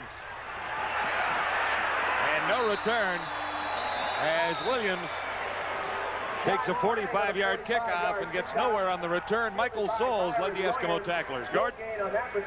Well, there's no way Saskatchewan could prepare for that play because it doesn't exist. The Eskimos made it up in the huddle on 3rd down after noticing the Saskatchewan defensive backs creeping up trying to stuff Blake Marshall. So they drew one up in the sand and scored a touchdown. I didn't see any sand down there. Here's the scoring drive. 3 plays to cover 4 yards in a minute 32. A 1-yard pass to Sandusky after the fumble by Willis Jaycox. Well, their coach Ron Lancaster would be very proud of that call because he used to do that a lot of times. He would make up some plays in the huddle, as I recall, and more often than not, they worked. Wasn't there the story about Lancaster and Campbell getting together on a touchdown toss at Taylor Field where Campbell said, "You see the lady with the blue dress in the end zone? I'll be there." Lancaster hit him for a touchdown. 1st and 10 Rough Riders now. Here's Austin. Intending it for Ray Elgard, and he was off the mark. This has been a close game so far, but now Edmonton scored the first touchdown of the game, and I think there is a sense of urgency for Kent Austin and his Saskatchewan Rough Rider offense to try and come back and counter as quickly as they can. Not a good play on 1st down, 2nd and 10 against a pretty stingy Edmonton defense, but I think Austin would like to put at least a couple of 1st downs together and give his defense a rest. Shotgun on 2nd and 10. Austin has a first down. Out near the 45, Parrish makes the tackle. Ken Austin to Byron Williams. Byron Williams the catch. Doug Parrish making the tackle for the Eskimos. Well, nothing fancy about this. He just says, Byron, you go down about 14 yards, run a hook, and we're going to get a first down and get ourselves some better field position. Pretty easy throw. Doug Parrish playing pretty soft corner there, allowing Williams lots of room to run that hook to the inside. 1st and 10, Roughriders from the 44. Austin over the middle for Lucius Floyd. Floyd fights his way, and he'll be very close to a first down. He was slowed down and finally stopped by Michel Bourgeau. A little help from Willie Pless. This is where Ken Austin has to be patient. Here are the linebackers. They drop. So what does that tell you? That tells you, okay, I got to hit Floyd right now coming out of the backfield. Get it to him quickly. Let him run with the football. This is where Saskatchewan is so successful. Take what the defense gives you. They got 9.5 yards. That's a great play. 2nd down, less than a yard to go. Austin will throw. Almost intercepted. Looking for Ray Elgard. Damian Lyons had a shot at it, number 10. And one other Eskimo had a shot at the tip ball as well. Eddie Thomas. They obviously had a mistake on communication, and Ken Austin felt the receiver, Ray Elgard, was going to go deep. He broke the pattern off, and the only people that could make the play were the defensive backs. They could have had an interception there. So the free play is over. This is 3rd down, less than a yard to go. Some early motion from the Eskimos, and we'll see what the infraction was. We talked about 3rd down gambles earlier, Lee.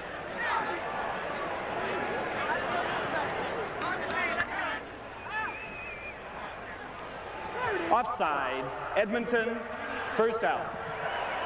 So the Roughriders do get the first down, but a procedure call there would have taken the ball away from Ken Austin and the Riders. And this is exactly what Saskatchewan needed. They want to counter that touchdown by Edmonton. They put back-to-back first downs together, and they've put a good drive. They've got a good drive going. No catch. Tight coverage by Stephan Jordan. Good coverage by Stephan Jordan on that play. Fairholm was the intended receiver. Stephan Jordan, number 11, covering on the play, falls down, but Jordan has good position. Fairholm can't hang on. Nice to see Stephan Jordan back. He had a very, very serious lacerated liver injury last year. A lot of rehabilitation involved, but good to see him back healthy and playing again for the Eskimos. 2nd and long again for Austin and the Roughriders. Looking for Fairholm. He was in behind the cover, and Austin overthrew him. Jordan covering on Fairholm again. So that 2nd and long situation hurts the Roughriders this time. This was really a good throw by Austin. As Fairholm came out of his break to the corner, he didn't accelerate like he normally does, almost that he wasn't expecting to get the football, but he was in behind Jordan. That's a matchup that I think Saskatchewan likes. They would prefer to see Elgard on Jackson and Fairholm against Stephan Jordan. Mike Lozecki was a little late coming in to get ready for this punt. He's standing back near his 45. High this time. That much of a return. Penalty markers are down, a timeout on the field. We'll sort everything out when we get back to Commonwealth. 2:53 to go till halftime. For the Eskimos leading the Roughriders 10-4. What do you think about the color of Kellogg's Rice Krispies? Kind of a non-color, isn't it? It's sort of a... More of a beige or... beige. Well, like a golden white. It's Incorrect. You see, every Rice Krispie is made with a real grain of wholesome rice with no artificial color or flavors. So if you didn't know that Kellogg's Rice Krispies is made with real rice, we have just one question. What the heck did you think it was made with? It's a delicious color.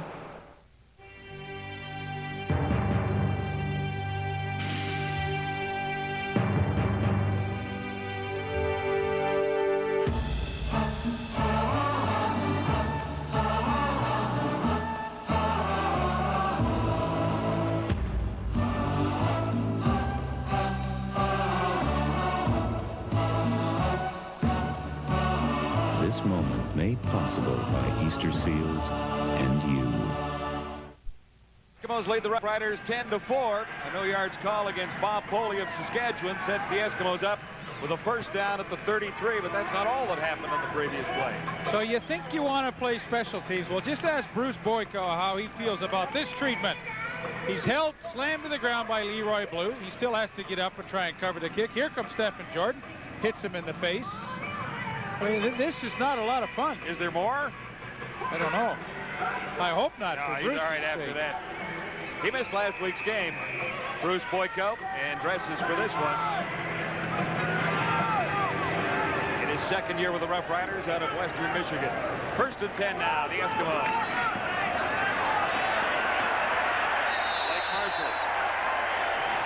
Hard running inside for Marshall.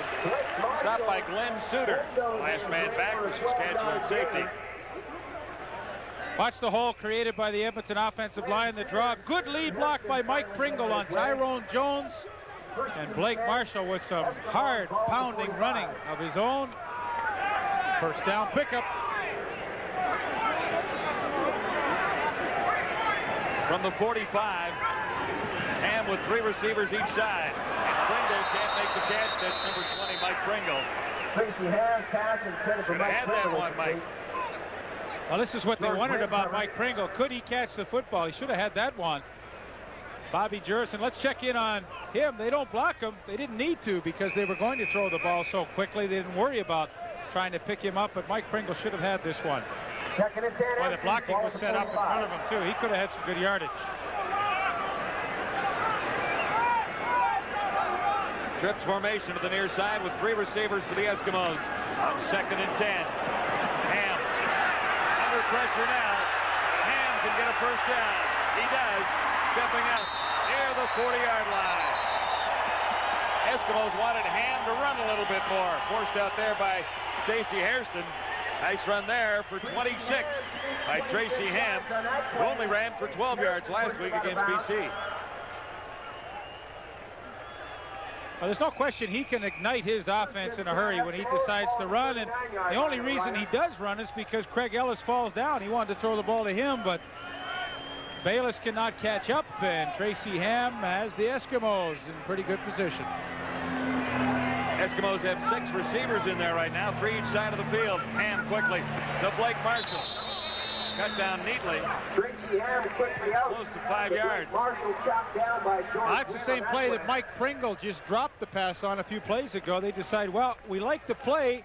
We're going to use a different guy to catch the football. They stick Blake Marshall out there. He makes the catch, but the corner, George Wynn, had seen it a couple of times, and he reacted a lot more quickly to it. Eskimos in front 10-4. 2nd and 6, Edmonton at the Saskatchewan 35. Shotgun. Ham fires in a hurry, and he fired it low and into the turf on the far side. Penalty markers come down. On Banks, Robert Banks. The pass was intended for Mike Pringle. Unnecessary roughness. 97 Saskatchewan. First down Edmonton. Possibly penalty. Yeah, he and Mike Dumoresque were involved in a bit of a tussle after the pass was thrown. Everybody in the park thought it was going to be a roughing against Mike Pringle, but not so. Back on the other side of the field, Robert Banks. So the Saskatchewan Roughriders hurt themselves. Major penalty puts the ball 1st and 10. Eskimos ball in Saskatchewan 20-yard line. 1st and 10. The Eskimos all set now at the Roughrider 20. 3 receivers far side of the field for Tracy Ham. King is chasing Ham. Can he get him from behind? Not with hand speed he can't. Finally grabbed inside the 5. Dan Rasevich caught up to Tracy Ham. 2 big runs in this sequence for Tracy Ham, and it got the Eskimos out of trouble. Well, it's tough. You know, the Saskatchewan secondary is doing a good job. Robert Banks working on Dumoresque. He gets caught to the inside. A big mistake. That allows Ham to the outside, and although the Saskatchewan defensive backs have been doing a great job, they have been victimized by a couple of great runs on this drive by Tracy Ham. 17 yards on that run by Ham. 1st and 10 for the Eskimos. At the 3. No problem for Blake Marshall crossing the goal line. Over top of Anthony. So back-to-back touchdowns, and the Eskimos pad their lead at 16-4 Edmonton. Blake Marshall from 3 yards out, his second score of the season, and his touchdown, Eskimos. Blake Marshall with a nice job to bounce this one to the outside. It's designed to go off tackle, but he sees the opening, and there's absolutely no way that a defensive back the size of Charles Anthony is going to keep Marshall out of the end zone. That is his second touchdown on the ground so far this season, as you see right there. And slowly the Edmonton Eskimos are taking control of this game late in the second quarter. The Roughriders started with a rather impressive march in their first sequence. Came away with a field goal. The Eskimos came back to get even on a field goal, and now the Eskimos have scored 2 touchdowns in a row. Well, the roughing penalty to Robert Banks didn't help the cause too much for Saskatchewan, and Edmonton takes advantage of it. A couple of good Tracy Ham runs, and Blake Marshall caps it off with that 3-yard touchdown run to the outside. He is fun to watch. I mean, he is such a prototype fullback. Big, strong, nasty, mean. I mean, he would just as soon run over you than run by you. You ask Mr. Anthony.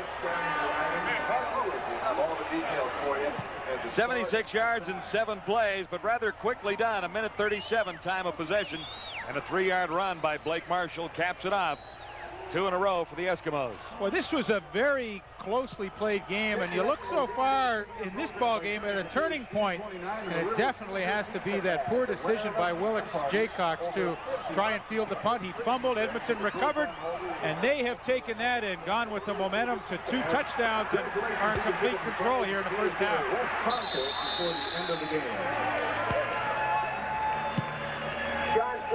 Chris Johnstone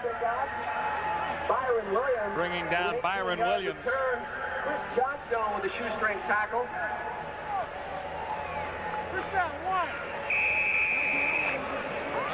You know, Don Matthews' philosophy, living on the edge, and you know, sometimes a team is searching for an identity, and Jaycox maybe lived on the edge there. He got caught by that. Austin fired that one behind his intended receiver, Lucius Floyd. Decent pressure by Willie Pless. Yeah, this is an Edmonton defense that's playing with a great deal of confidence right now as we wind down here in the first half, but they have picked up they started off strong, but they have even picked up the tempo more.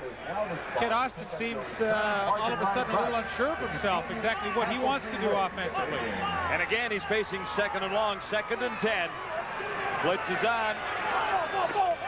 Austin fires for Narcisse. He made the catch. And he'll be very close to the first down.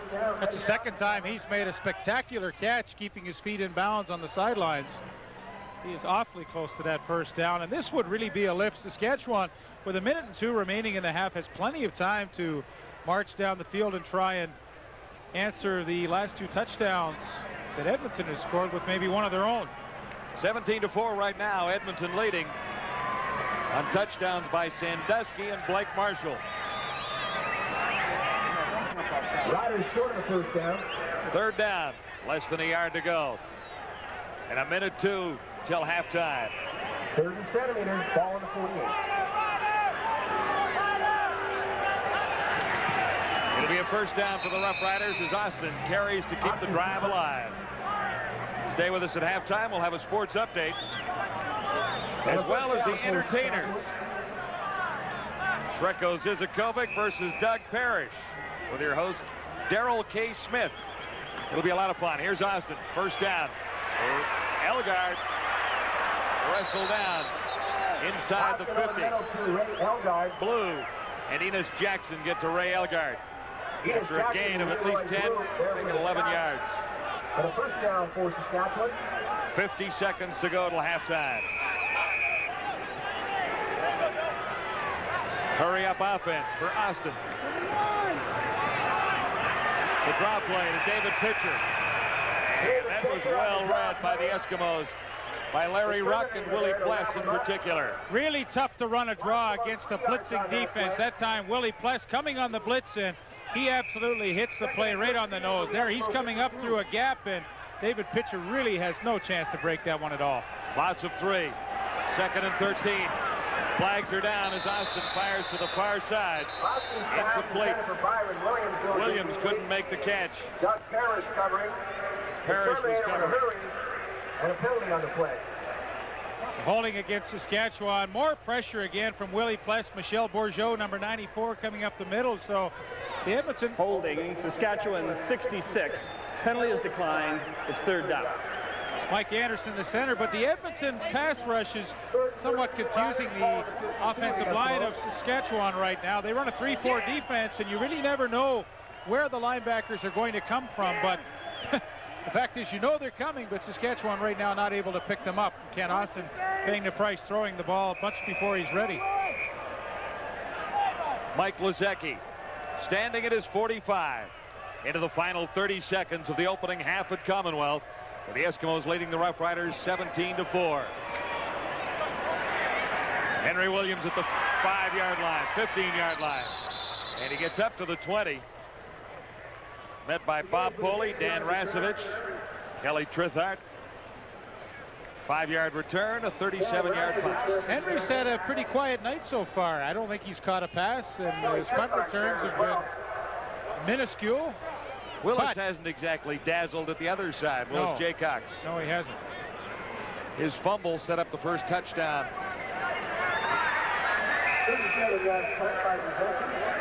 Tracy Ham having a competent night. He's also rushed very well. One big gain of 27 yards. 1st and 10 for the Eskimos. At the 20. Pringle breaking his 2nd big run of the night. Out to the 50.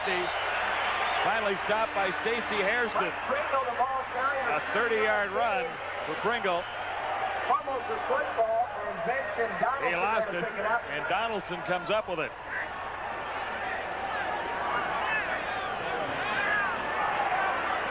Now the discussion continues down there.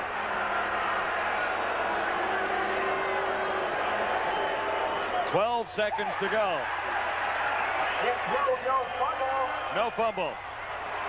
30-yard pickup for Pringle and a first down for the Eskimos. Great block by Greg Marshall on Tyrone Jones right up the middle. That springs a huge hole for Mike Pringle. He is able to hang on to that fumble. At the end, the Edmonton Eskimos will call a timeout with 12 seconds remaining to have a little conference on the sidelines and see what they're going to do. But up front on the offensive line for Edmonton, we wondered how they would fare tonight. So far, I think they've done an excellent job in the first half. Jurison was having some early success, was he not? Getting in a little bit, working against a little bit, but it really hasn't been a factor. Let's put it that way. I mean, Jurison's going to get his pressure. I mean, he's good enough that he's going to do that, but it hasn't been a factor in the game. Good point. 3 receivers, far side of the field for the Eskimos. Tracy Ham picks up the gizmo, Henry Williams. And he gets across midfield. With 7 seconds to go, first catch of the night. Vincent Donaldson made the stop on Henry Williams. Well, Tracy Ham now is thinking 7 seconds, 2 plays to go. I got to get 1 play, and I need about 12 to 15 yards so my kicker has a chance. Shotgun. 3 receivers near side this time. Ham looks for Craig Ellis, and steady Craig. Tracy Ham to Craig Ellis, 14 yards. Down to the 40, but that will be the last play of the opening half. So the Edmonton Eskimos take a 17-4 lead over the Roughriders to the dressing room at halftime at Commonwealth. This quality moment in sports is brought to you by Ford of Canada, where quality is more than a commitment. Quality is job one. It's working.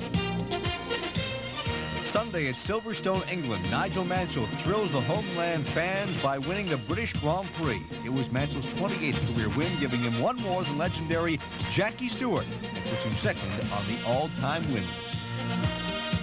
At Ford, quality is job one. It's working. Ask anyone who's driven an Escort lately. They'll tell you that we're not only building great cars, we're making it even easier to get behind the wheel. Like the 1993 Escort 5-door, sedan, and wagon, all three models come well equipped with air conditioning, AM/FM stereo, power steering, and more, each for the same low monthly lease payment. It's a simple, easier way to take to the road. The 1993 Escort. Quality is job one. It's working. There's a certain distinction in winning the oldest Grand Slam event in golf. The honor, the prestige. An international field of the greatest names in the game descend upon the Muirfield Golf Club in Scotland to challenge for the 121st British Open Championship. The tradition continues Thursday morning, 9 Eastern, on Real TV, TSN.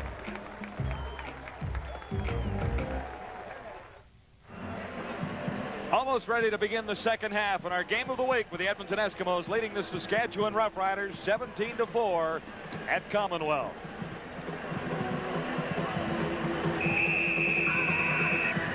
Sean Fleming. Byron K. Williams on the return for the Roughriders. Room to the near side for Williams for a moment, but he's stopped at the 32. Leading the Eskimo tacklers, Chris Johnstone. 17-yard return after a 60-yard kickoff, and Austin gets ready to try and rally the troops to begin the second half. Stat story from the first half favors the Eskimos on the scoreboard, as well as in the numbers department. Total yards 261 compared to 170, and net yards 252 for the Edmonton Eskimos. Second down, make it first down. Austin from the shotgun at the 32. Intended it for Ray Elgard. Covering Willie Pless. He's had a good game. I don't think he ever has a bad game, Willie Pless. Quarterback comparison in the first half. Austin struggled a little bit. Tracy Ham, pretty normal numbers for him, I think. Only throwing 14 times. He had a running game that complemented the passing game. Tracy 50 yards running himself. Mike Pringle added 66 in the ground, so over 100 yards rushing. A nice half for them. Second and long for Lucius Floyd. And he was met as he tried to make the catch by Enos Jackson.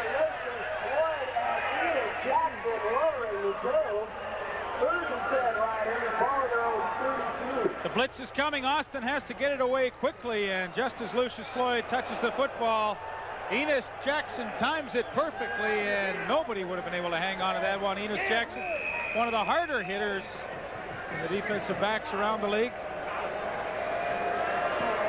On third down, Mike Lozecki is in, standing back near his 20.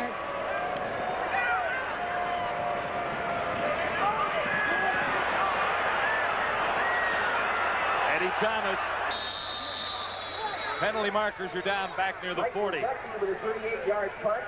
As Kelly Trithart made the tackle, a 5-yard return, a 38-yard punt. Kelly Trithart making the tackle and a penalty on the play. No yards against the Roughriders, it would appear. Tyrone Jones got a head of steam up and couldn't put the brakes on. I think he's the one that will get flagged. No yards. Saskatchewan 35 on the run back. First down. You got it, Leaf. 13:51 to play. Third quarter just underway. The Eskimos leading the Roughriders 17-4. Riders won here in preseason. And they won the Don Matthews debut back here in August of 1991 when Matthews brought the Riders in as the head coach for the first time. Right now, the Riders in some difficulty with the Eskimos starting out the second half. Great field position at the 55. Mike Pringle. Mike Pringle, the ball carrier. Gain of close to 4 yards. Gain of close to 5 yards on the play. James King making the tackle. Randy Ambrosie's had some troubles at the half with a back spasm. The doctors were stretching it between plays. Should he go out, they'd be really thin at offensive line, where Blake Dermott is already on the sidelines, having injured his knee in practice on Monday. Second and a long try, and Eskimos ball just outside Saskatchewan 50. Second and 6. And far side. The catch is made by Armstrong. Number 77, Chris Armstrong. Chris Armstrong. Mike his way for a first down on a 17-yard pickup. Armstrong got 2 for 31 yards against BC last week. Donaldson and Rasevich putting the stop on Armstrong that time. This is really a tough spot for the Saskatchewan defense. They trail by 13, and on the opening drive of the third quarter, they really have to do something big to keep their team in the game. Tracy Ham in full control here. And Saskatchewan will get a bit of a break, as Edmonton, I'm sure, will be called for illegal procedure. But the Saskatchewan defense has to really pull up their socks and try and get their team back into the game, and that has to occur now. Illegal procedure.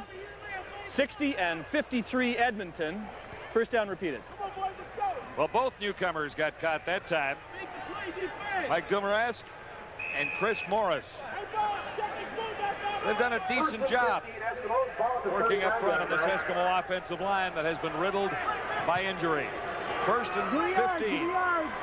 Ham will work from the shotgun. The trip formation left. Charge is on, but Ham eludes it. Fires for Craig Ellis. He'll be close to a first down. Big play for the Eskimos. And Ellis has made 3 rather key catches tonight. But Tracy Ham has picked out the desirable matchup every time. Every time Ellis is covered by James King, Tracy Ham finds him. Now he gets good protection on the rollout, and there's Ellis, and James King can't stay close to him. And that's no disrespect intended to James King, but I think they're asking him to do something that he's not capable of doing. That's a mismatch. That's not fair for James King. They need a defensive back on a Craig Ellis. 2nd and 1 after a 14-yard gain. Marshall tripped up. Blake Marshall, the ball carrier. By Gerald Bayless. See where they spot the ball. He'll likely get the first down anyway. But they'll measure. Going back to James King, you know, there's 2 ways to cover the third receiver. You either do it with a linebacker or you do it with the middle safety, Glenn Suter. Obviously, they don't want to cover Suter and bring him up man-to-man on an inside receiver like Ellis, so it falls into the lap of James King, and quite frankly, it's too difficult a task to try and undertake. Blake Marshall was slowed down, but not before he picked up a yard for the first down. And the Eskimo drive continues. Edmonton leading 17-4. 11:32 to play, third quarter.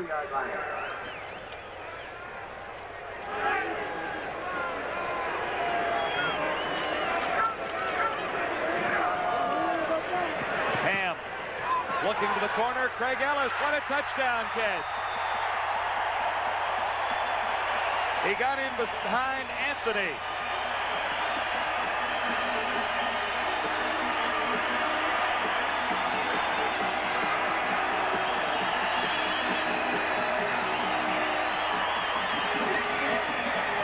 Great touchdown catch by Craig Ellis. First of the season. Nice execution. Ham rolls to the wide side of the field. This is a throwback to the inside receiver. A corner pattern. He gets behind Anthony, and that's a lovely pass and catch.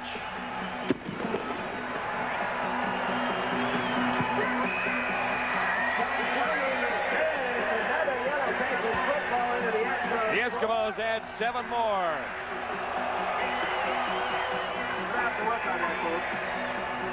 Here's a look at the last one.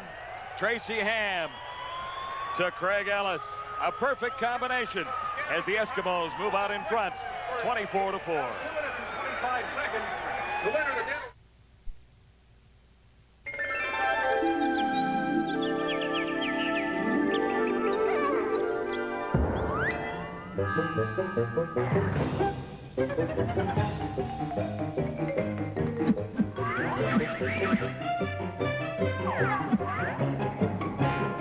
If only I had a quick snap.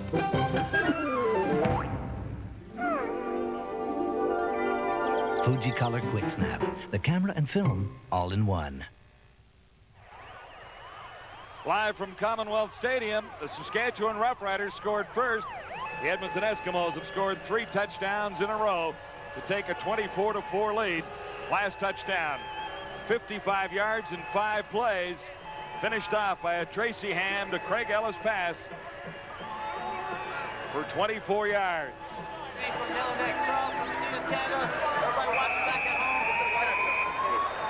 Craig Ellis takes a great cue, doesn't he? When that camera goes on, he knows how to get the messages from coast to coast. Eskimo kickoff rolls out of bounds. Let's check in with Gord Miller. Well, an interesting development on that touchdown pass, which Saskatchewan fans have seen before. You'll recall last week they got burned 3 times in man-to-man defense in the first quarter. They were playing man in that last play, and the Eskimos just waited to get the matchup they wanted, which was Craig Ellis, and they got the touchdown. So Saskatchewan may have to jump out of that man-to-man defense for the 2nd week in a row. Well, Gord, it's a game of individual battles. I mean, you have a team concept, obviously, that you like to follow, but it really all boils down to little one-on-one battles throughout a game, and Craig Ellis has won pretty near every battle that he's been involved in tonight. He's had success against King. Now he has success against Charles Anthony, and the Saskatchewan Roughriders find themselves in a huge hole, and in a span of about 12 minutes, this game is totally turned around in favor of the Edmonton Eskimos. 24-4 facing Don Matthews right now. He was down 21-0 to Doug Flutie and the Calgary Stampeders last week. Second kickoff for the Eskimos after a procedure call, and this is Willis Jaycox. Jaycox stopped short near the 42-yard line. An 11-yard return after a 51-yard kickoff. And leading the tacklers for the Eskimos again, Chris Johnstone. Kent Austin, one more time. What does he have to do to get the Roughriders back in the game, Lee? Well, I suspect the Edmonton defense is saying to themselves, don't give up anything cheap, and they will be quite content to give the Saskatchewan receivers a little bit more room. So it's the same old thing for Kent Austin. I mean, you trail by 20, that certainly isn't insurmountable. Be patient and just try and get something going. A reverse to Fairholm, and he was stopped after a half-yard gain. Somehow they may have to get the ball to Fairholm and Elgard with a little more success, but that play didn't work. Well, those 60 are the yards between them. Those are the numbers for the 2 inside slots, and I think it's safe to say that how the Saskatchewan slot backs fare throughout a game would be a pretty good indication of how well the offense is functioning, and so far tonight they are below par. They mark it a gain of 1. This is 2nd and 9. Austin from the shotgun. Could be a flag coming on the coverage by Doug Parrish that time. And there is. Williams was the intended receiver, and I think they got Parrish, number 14.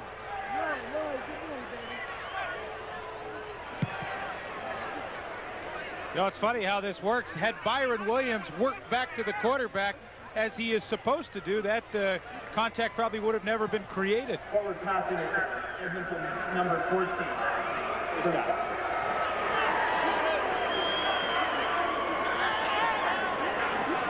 First and 10, Saskatchewan. A reminder, you still have time to select a winner. Will it be Zrekos Izakovic or Doug Parrish? There are the numbers to call at 50 cents as the toll. First down, long pass, far side. And the catch is made. Byron Williams. 33 yards. In front of Murphy. What a great catch by Byron Williams, and he knows his team is in big trouble here, trailing by 20, and he comes up with a huge catch to maybe get them back into the ballgame. How in the world did he ever get that between Dan Murphy and Damian Lyons? And Floyd is into the end zone. The Roughriders have their first touchdown of the game.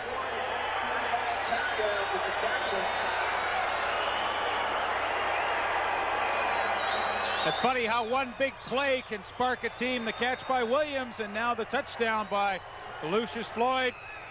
Kent Austin picks out the right guy, mix-up. Dan Murphy's in, and he does not get over in time to pick up Lucius Floyd. The blitz, he has Floyd in responsibility. He doesn't get there, and a quick touchdown for the Roughriders, and they are right back in this game in a hurry. Ridgway adds the extra points. And Kent Austin finishes off the drive with a touchdown toss to Lucius Floyd. It's now Edmonton 24, Saskatchewan 11.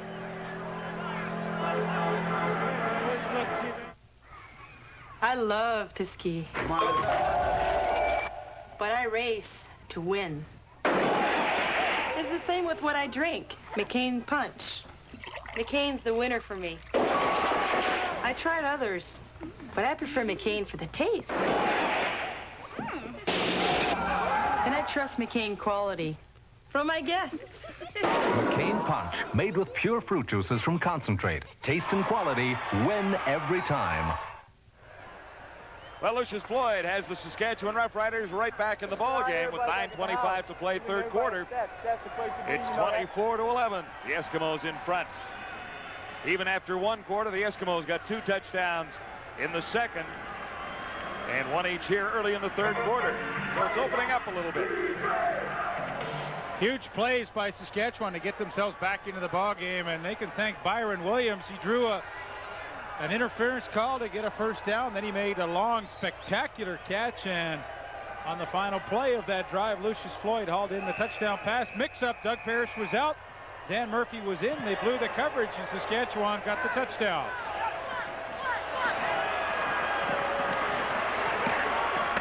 Leroy Blue, number 89, returning that kickoff for the Eskimos. 11-yard return, a 47-yard kickoff. Well, as Jay Cox making a tackle for Saskatchewan. So here comes Tracy Ham. And Tracy Ham has been in the league long enough to know the situation right here for his team. He's got a 13-point lead. Saskatchewan looks like they're not going to roll over and play dead for him. He still has to create some offense. The game is far from over, so he cannot sit back. He has to create something now on this drive. Blake Marshall stopped by Robert Banks. And of course, the flip side to that is the Saskatchewan defense says, hey, look, there is a ray of hope. Our offense just put together a nice drive to score. If we can ever get Edmonton to a 2-and-out and get the ball back in a hurry, this could be the swing part of the game that we've been looking for. Gain is 5 for Marshall. This is 2nd and 5 for the Eskimos. Just shy of the 45.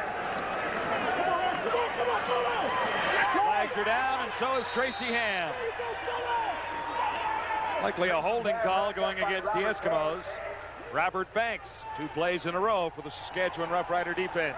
So that's exactly what they wanted. They will decline the holding penalty. Banks gets the sack, and the Roughriders do defensively what they wanted to. Holding, Edmonton 57. Penalties decline. It's 3rd down. It's the right guard, Randy Ambrosi. So now the Saskatchewan offense has an opportunity to build on the momentum they created on their last scoring drive. They get the ball back quickly. They're excited. Their confidence is once again probably back up, and this is a great situation for them. Harper's punt is blocked. The Roughriders have a chance for a touchdown. Kicked into the end zone. And the Riders come up with the ball. Blocked by Donaldson. David Pitcher made an alert play to kick it into the end zone and fall on it then. Oh! David Pitcher has the touchdown. Benson Donaldson, number 24 to the top of your screen. He is untouched. He sneaks around the blocker, and what was the key to that play was getting the good pressure up the middle, and then the blockers had to make a decision. They left Donaldson free. Pitcher kicks it into the end zone. Extremely alert play, and then is able to beat Michael Souls to the ball for the touchdown. And all of a sudden, when it looked as though the Roughriders were down and out about 3 minutes ago, they are right back in this one. Ridgway adds the extra points.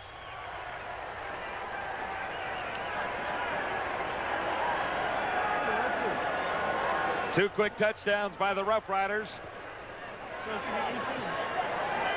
Well, the key there is Michael Souls had to make a decision as a blocking back, and he blocked up the middle. That allowed Donaldson to come free from the outside, and Pitcher with the alert play and the touchdown. It is 24-18. Pitcher was right there with Donaldson when the punt by Harper was blocked.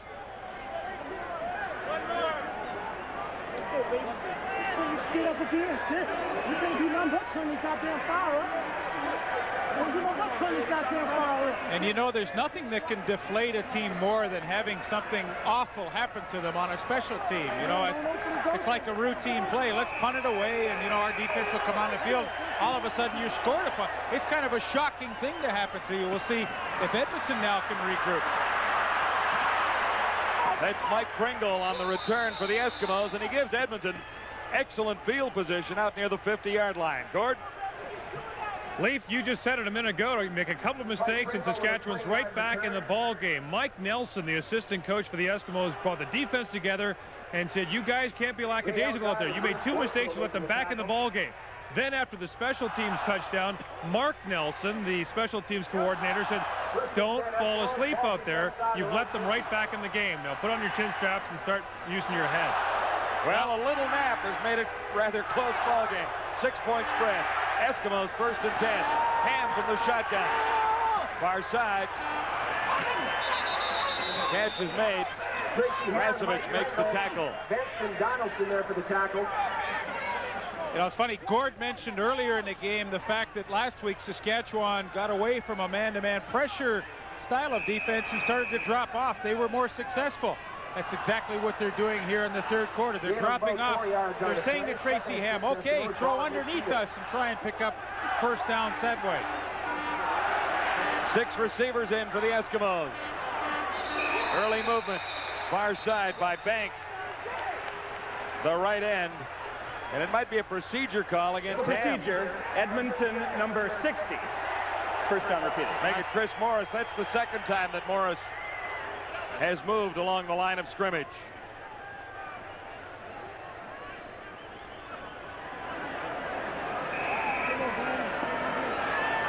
Second and 11, Eskimos. So from 2nd and 4, it's 2nd and 11. And the Eskimos are back at their own 50.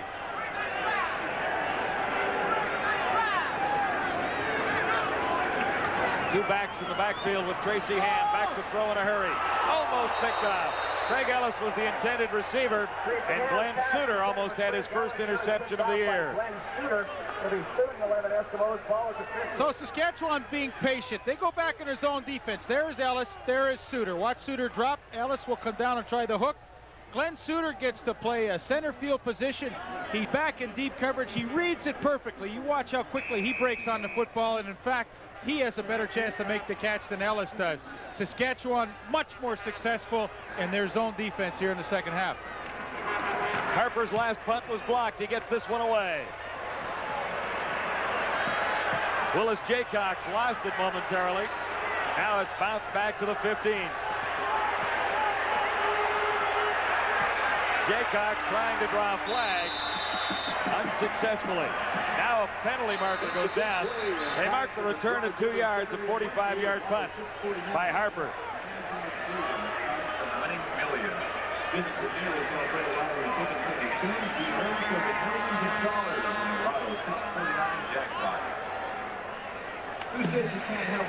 The infraction is against the Eskimos.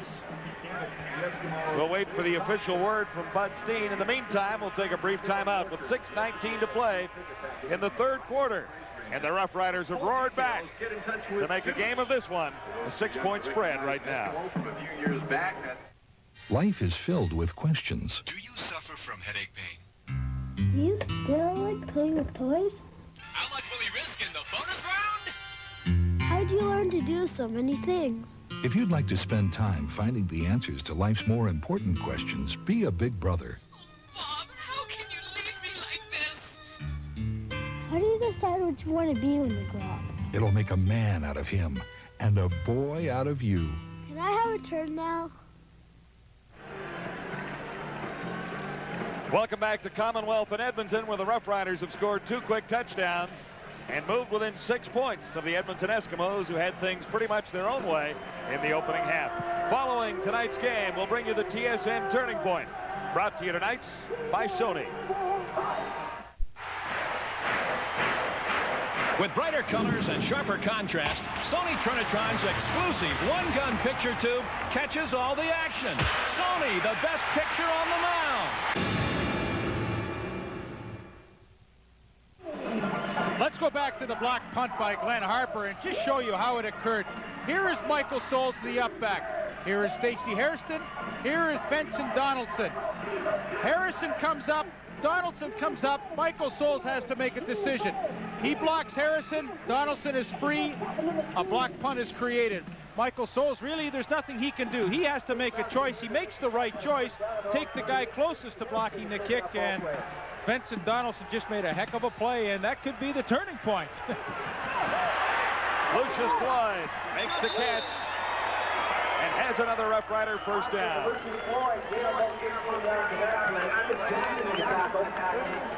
Enos Jackson, the tackle on Lucius Floyd. Bobby Jurison. Is that Stacey Hairston? Stacey Hairston. He's got a Jurison-type hat on. On first down, Floyd again. Breaks one tackle. He'll be short of the first down. Larry Ruck made the tackle. Again, 8-yard gain and hit by Larry Ruck. Ken Austin is making all the right choices here in the third quarter. He's thrown deep to Byron Williams at the correct time, and now he is using Lucius Floyd to perfection. It's a simple game. If the linebackers drop, dump it off. If they come up and challenge, you go over the top of them. Austin's doing it perfectly here. 2nd and 1. And that should be another Rough Rider first down to keep this drive going with 5 minutes to go in the third quarter. The Rough Riders are on a roll. Well, basically, what Ken Austin does is he uses a simple offense of my slot backs and my running backs. And only when he really has to does he like to throw outside to his wide receivers. And, you know, he only then has to worry about 4 guys. And it's very quick reads for him. He doesn't have to look way outside. He can look to the inside of the field and determine quickly who's going to get it, my slot back or my running back. And so far in the third quarter, he has made all the right decisions. The Saskatchewan Roughriders have reversed the momentum of this game, and they have the ball in excellent field position, and heck, they're only a touchdown away from taking the lead now. Roughriders are 1st and 10 at the Eskimo 47. Shotgun formation. Byron Williams will have another Saskatchewan first down. He is inside the 35. Stopped by Leroy Blue. An 11-yard gain and another Saskatchewan first down. Well, this is pretty easy offense here. Here's Fairholm. Here's Elgard. Clear it out. Here comes Byron Williams right underneath. Edmonton's going to lay off. That's an easy pass to complete. That's ball control through the passing game. Trips formation left. Austin looks to the right side. Narcisse made the catch, and he stayed in bounds. That's 3 right on the line for Narcisse in front of Thomas. And if you'll notice, these are all high percentage completion passes that Ken Austin is throwing. He's not gambling. He's not taking chances. It's a high percentage offense that he is functioning with right now. Suddenly, the Rough Riders lead in first down. Austin shotgun formation. Elgard couldn't make the catch. Penalty marker in the secondary. In the area of Narcisse and Eddie Thomas.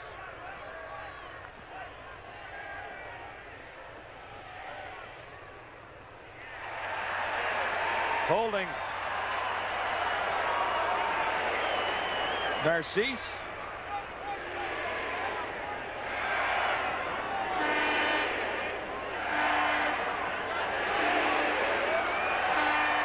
Hang on, we'll get it officially here. Holding Edmonton, number 17. First down, Saskatchewan. So it was against Eddie Thomas. And the Rough Riders get another first down. Now at the Eskimo 15. Edmonton leading 24-18, but the Rough Riders have come back to score 2 touchdowns in a row. Elgard, the intended receiver, and that time Austin fired it high. Was it a mix-up between quarterback and receiver? No, it wasn't. It was a blitz coming, and it meant that Elgard had to cut quickly into the middle. Ken Austin simply overthrew him.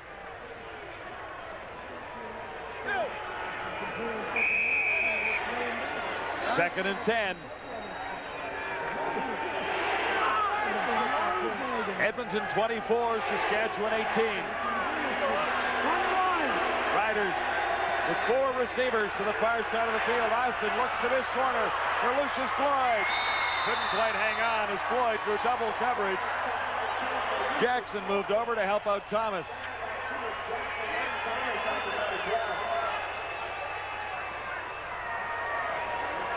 Lucius Floyd trying to run what they call the wheel pattern. He gets a little motion out of the backfield to the flatten up, but Enos Jackson, number 29, is right with him all the way in perfect position. No chance for Floyd to make the catch. So this drive will end in a field goal try for Dave Ridgway. He missed a 44-yarder.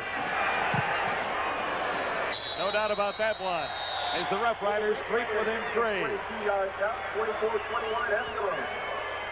24-21 now.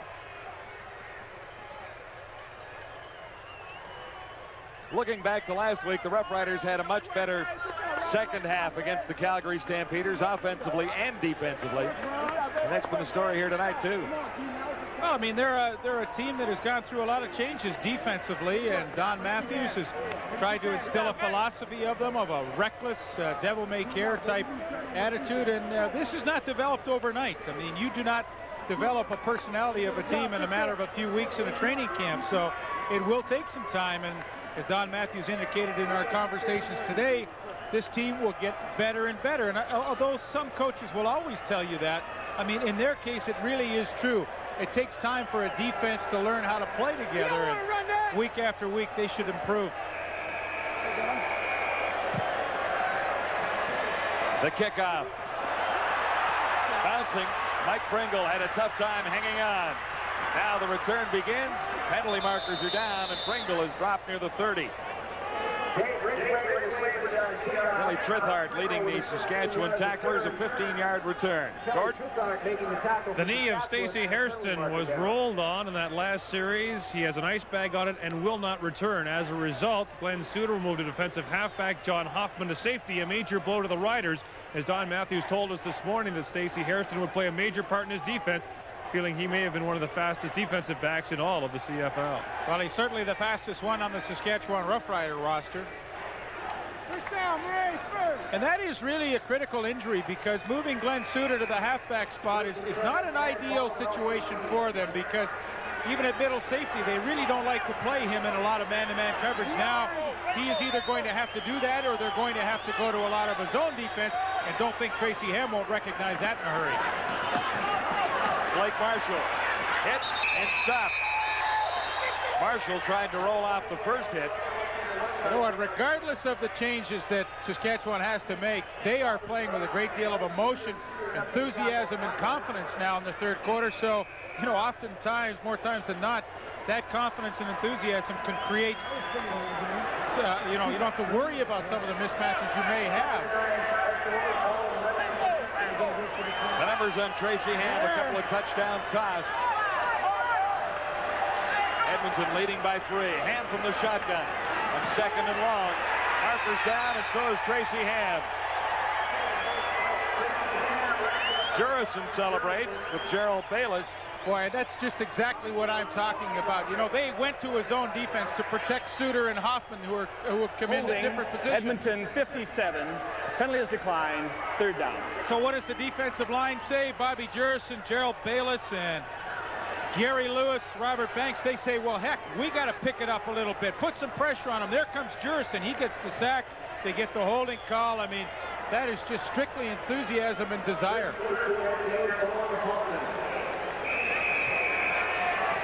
First sack of the new year for Bobby Jurison forces the Eskimos into a kicking situation. Harper stepping across his goal line to get this kick away. Jaycox waiting near midfield. He hasn't had a big return yet tonight, and he loses 5 on that one. Leading the tacklers for the Eskimos, Jed Roberts. -3 on that return, Jed Roberts. The injuries pile up for the Saskatchewan Roughriders. Running back Milson Jones is with me now after leaving the game in the second quarter. What happened? I just got driven into the turf, and I heard a couple of pops. I don't know if it went out and went back in, but I tried to do something with it after that, and it just wasn't working. Things look pretty grim there for a while, but you're right back in it. Well, we just a lot of indecision. Once we just decided to play football, you know, we do have a very good football team, and it looks like I don't know, the guys are getting mad or something, but it's whatever it is, it's working, it's coming together. This is a pretty good football team, but a very young team. Do you think it's going to take some time to come together? Well, I think there's a mixture of veterans have been around for a while and a mixture of rookies. There's really not a mixture of in between. So it will take a little while, and we're not panicking at this point in time. It's just that, you know, it takes something to get us going, and we just can't. We have to come out and just get started right as the game starts. The doctor said how long you'll be out? We're going to look at it a little more when we get to Regina. But if I can, I'll take this time to say hi to Rhoda and Gladstone. Hope you're feeling a little better. Say hi to my mom and dad, too. We hope you're feeling better, too. Thanks, Bill. Thanks a lot, buddy. Back upstairs, guys. Injured Eskimo coming out the field now is right linebacker Dwayne Odom.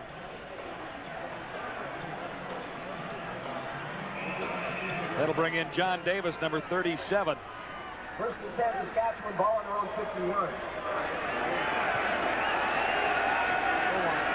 Roughriders begin with excellent field position from their own 51.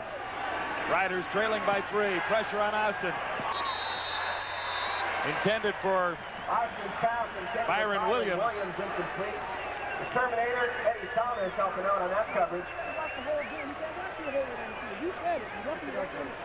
Pretty good pressure coming. Here comes Larry Ruck right into the face of Ken Austin, and really no opportunity for him to step up and step on that front foot to deliver a strike to Byron Williams, and you attribute that directly to the pressure of the blitzing Larry Ruck. 2nd and 10 for the Roughriders. Saskatchewan 51. Austin shotgun. Looking deep. No one is there. Penalty marker is down. Damian Lyons was covering on Ray Elgard. And that might be the call. Blitz was on.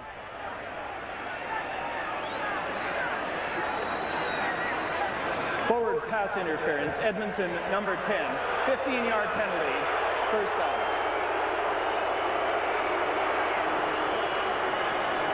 Here's Damian Lyons right here. Here's Ray Elgard. The blitz is coming. Austin sees it. Now, Elgard wants to get deep downfield. This is a situation where you go for the home run. Lyons knew he was in trouble. He got caught flat-footed, so actually he did the smart thing and hung on to Elgard. He was beaten. It only cost you 10 or 15 yards. That's really not that bad a play. He was in trouble. Roughriders 1st and 10 at the 41. Austin looks long. He's looking for Williams. He's got it and dropped it. Had it and dropped it, and that's why coaches go gray. You explain to me how he can make a catch between 2 guys, a circus catch, and then he's all alone for 6, and you drop it. I don't figure it out. In behind Eddie Thomas. 2nd and 10. Dwayne Odom is back in the Eskimo defense. From the shotgun. Looking long again. This time Fairholm was the intended receiver of Ken Austin. Austin is mad about the coverage and looking for a call. He's halfway up the field. There is no appeal process, however. You know, I've talked about Ken Austin and how he has to be patient. You know, every once in a while you get a blitz with a lot of field for the receivers to work. That's your opportunity to go for the home run. He's had it a couple of times on this series, but just has not been able to connect.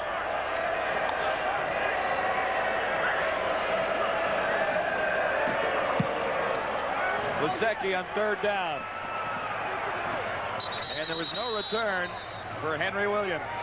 Penalty marker down.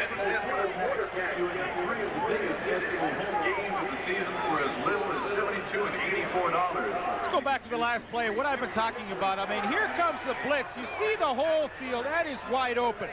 Austin sees it. He said, hey, this is my chance to go for the big one. There's Stephen Jordan on Fairholm. Now, he's not going to connect with Fairholm, but these are situations that you have to try and connect with the big play. They didn't do it there, but at least it was the right thing for Austin to do. You know, I criticized him last week of trying to throw over the top of a defense when he shouldn't. That was a situation where he did do the right thing. He tried to hit the home run. It just wasn't successful.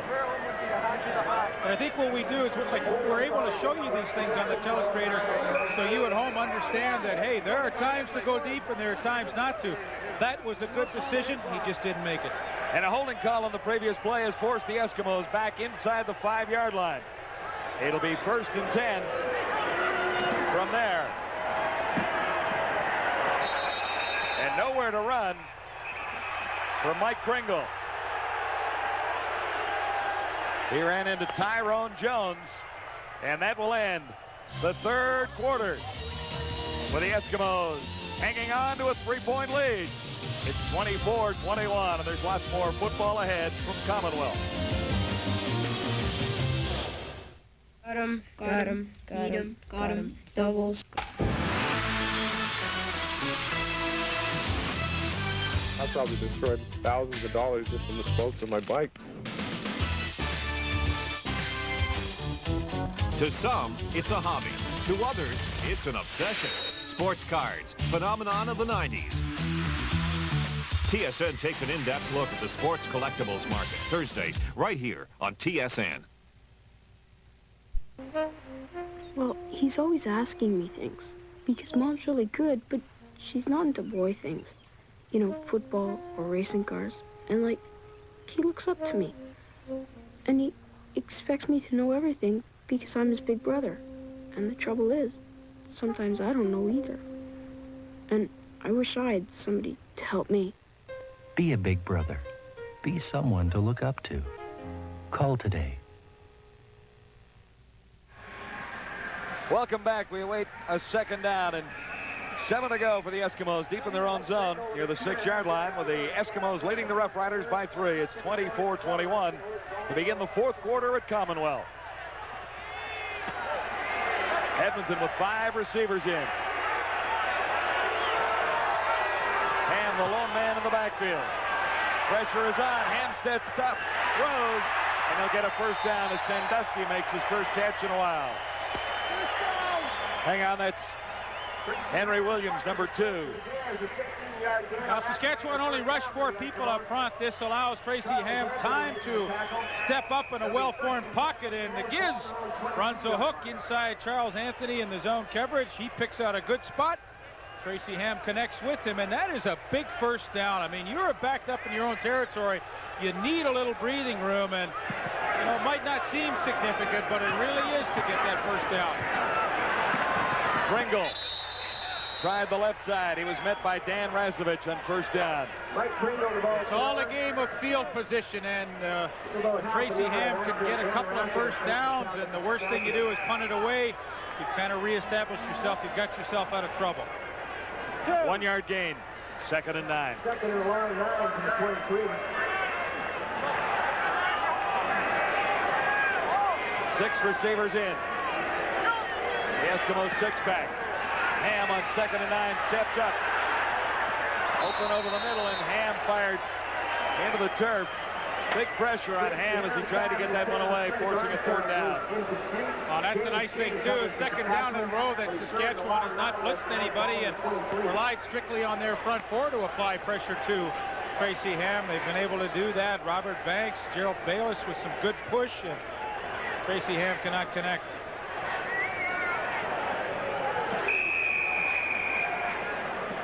Glenn Harper had one blocked, and that resulted in the Roughriders' last touchdown. David Pitcher.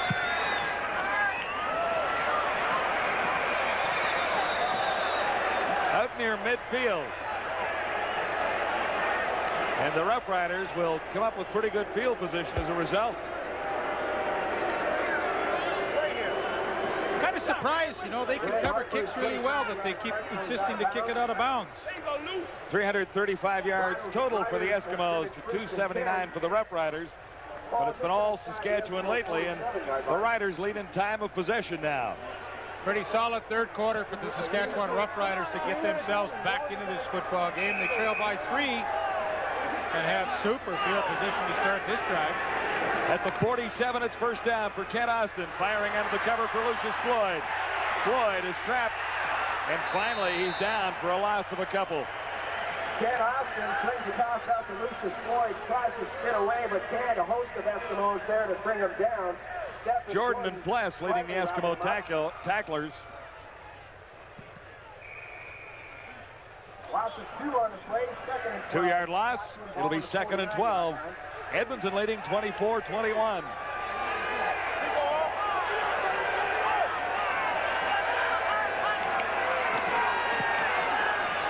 Floyd makes the catch this time. And goes for the first down. He'll be stopped a little bit short. Jackson and Pless coming up to make the stop on Lucius Floyd. He is Jackson there to prevent him from getting a first down.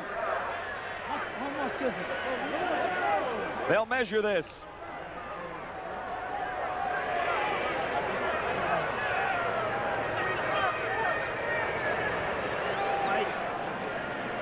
Three-point ball game at Commonwealth. And less than a yard to go for the Rough Riders to convert this into a first down. They're inside the Eskimo 40 at the 37. Don Matthews. Boy, if I was Edmonton, I'd be really looking for Kent Austin on the quarterback sneak. There are the numbers after 3 quarters of play, and no question Kent Austin has picked his game up to the next level. But with Milson Jones out with that shoulder injury, they really don't have that pounding fullback in there, and don't be surprised if Kent Austin calls his own number. Third down, less than a yard to go for the Rough Riders. Austin has the first down, no flags anywhere. Austin getting a first down. Matthews is a gambling kind of guy.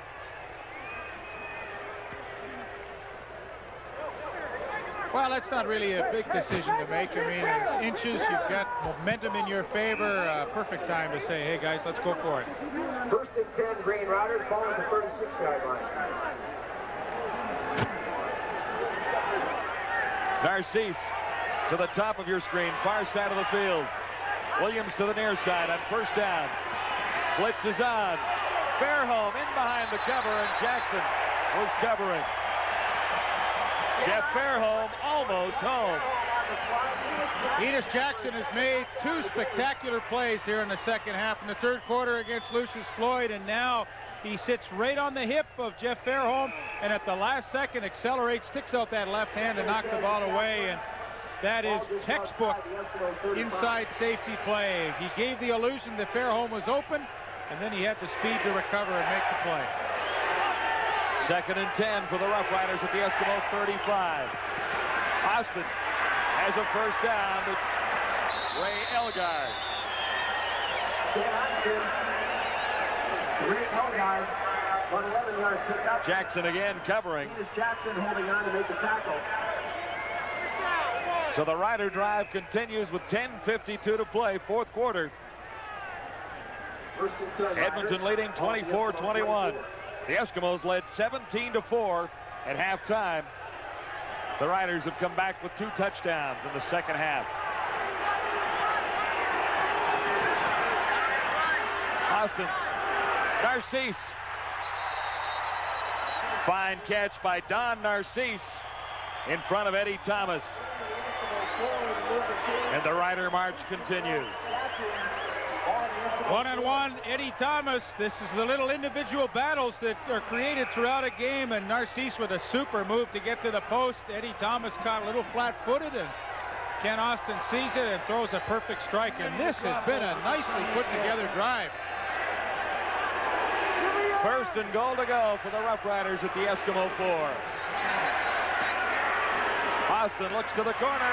He has the touchdown. Ray Elgard. He had a couple last week and gives the Rough Riders the lead. Well, this has been some comeback by the Saskatchewan Roughriders. Give them a lot of credit. They picked up the level of their game significantly in the third quarter, and now, with just a little better than 8 minutes remaining in the game, they are finally able to take the lead. Ray Elgard with the touchdown catch on Enos Jackson. Actually, that looks like Willie Pless who was out there in the coverage. Ridgway adds the converts, and Kent Austin has brought the Rough Riders back. They have the lead. Saskatchewan with 3 touchdowns in the second half. Here's the last one. Austin to Elgard. A happy guy as the Rough Riders lead by 4. Play baseball magic at A&P or Dominion. Win a trip for 2 to Walt Disney World Resort with 20 new reasons to visit during their 20th anniversary. Courtesy of Canadian Holidays, a world of vacations. This week's features White Swan napkins, the ideal everyday napkin. Old El Paso Nut Chips. And Kellogg's Corn Flakes. Taste them again for the first time. Play Baseball Magic exclusively at A&P or Dominion. The Roughriders have battled back from a 17-4 deficit at halftime to take the lead on the Edmonton Eskimos. It's 28-24 with 9:52 to play. Well, Ray Elgaard's third touchdown of the season gets the Roughriders the lead for the first time in the game. Stop it right here. Okay, there is Enos Jackson, there is Elgaard. Now, hey, we're talking a goal line situation. You have to challenge the receiver much more than Jackson did. He plays the soft coverage, let it roll. That's pretty easy touchdown for Ray Elgaard. He didn't get a push or a bump or anything from the defensive back, and I'm sure that he would like to see that happen every time. That's pretty unusual for Enos Jackson. He's one of the more physical defensive backs in the league, but that time chose to lay off Elgaard, and he paid the price for it. Pretty easy touchdown. It was a nice drive. Elgaard made a couple of catches during the drive and one for the 4-yard touchdown. 7 plays to cover 47 yards. The touchdown toss to Ray Elgaard, his 3rd of the year. Short kickoff, dribbled along the ground. Larry Ruck on the return. He's not used to it, but comes up with 11 yards after a 35-yard kickoff by Ridgway. Tyrone Jones led the Rough Rider tackling. Dave Ridgway is 35 yards. Tell us something about Don Matthews in this living on the edge business. It's 2nd and long. They've just dropped the pass close to the end zone. Matthews turns to James Quick Parker, says, "Don't you just love this?" Parker looked at him like he was crazy, but after the touchdown, they high-fived, and Parker agrees with him now. Let's see if the Eskimos can retake the lead. And with 6 receivers up. One-timed it. It bounced to Henry Williams. And it bounced because of the pressure coming on Tracy Ham. Don't think that doesn't wear on a quarterback late in the game. Tracy Ham has been hit a fair bit tonight, and he's had a lot of hands and defensive linemen in his face. He knows Bobby Jurison's coming. He knows Gary Lewis is coming, and that throw is short because of the pressure. 2nd and 10, the Eskimos at their own 50. That is a good front four that Saskatchewan has put together this year. Ham stands in. He's decked. Jurison is there. Lewis is there. Banks isn't far away. But I think Jurison will get credit for his 2nd sack. Yeah, he might get credit for it, but really the key to that is the push up the middle by Gary Lewis and Gerald Bayless. Good angle by Jurison. He stays wide on Dumaresque. Now, that forces Ham up into the pocket, and you're only as good as the pressure coming up the middle. He sees Gary Lewis coming, and that pressure up the middle allows Jurison to make the sack, and that's what Don Matthews said. Gary Lewis and Gerald Bayless will give us that push up the middle. Parker's down as Harper kicks on 3rd down. Willis Jaycox gets out to the 40 for the Rough Riders. Willis Jaycox with a 20-yard return. Glenn Harper with a 45-yard punt. Rough Riders were offside.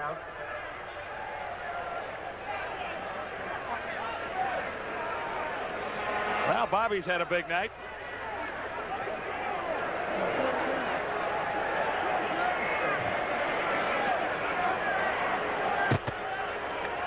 Rough Riders have staged a comeback to take the lead at 28-24. Saskatchewan number 19 was offside. 3rd down repeat.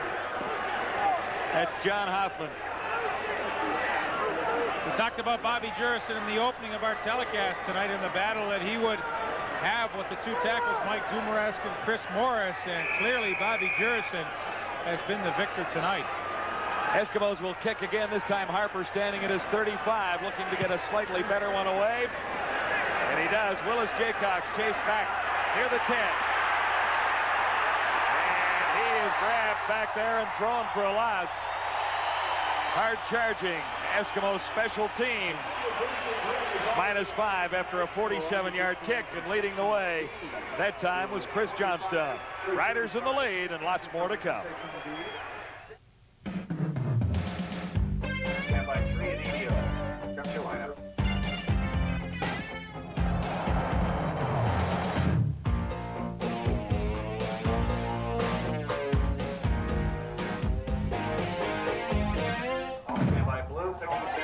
John Olerud leads his #1 Jays home in a start-off of a 4-gamer between the Mariners and the Jays. Tonight, 10 Eastern, Blue Jays baseball on Real TV, TSN. Week 2 in Canadian football continues tomorrow with a battle of the unbeaten teams in Ottawa, Winnipeg, and the Roughriders. A battle of the winless teams in Toronto, the Lions and the Argos. Home opener for the Argos, Hamilton at Calgary. Don Matthews has seen his Roughriders battle back to take the lead. Ron Lancaster has watched his team blow a 13-point lead at halftime. Whose chances do you like to win this with 8:26 to play? Well, flip a coin right here, but I would think Ron Lancaster would, say to his team, hey, you've let it slip away, but the defense has a perfect opportunity right here to stop Saskatchewan and get the offense the ball in good position. Austin gets big pressure. He got it away to Lucius Floyd, but there's nowhere to go momentarily. Then Floyd finds a hole, and what a big play for the Roughriders. Floyd looked to be surrounded, but he broke away and gets out across the 30. Well, you look back when the game is over at certain plays that occur, and this is a huge one. Jed Roberts misses the tackle right there in Austin. Then Dwayne Odoms has Lucius Floyd right there. He cannot make the tackle.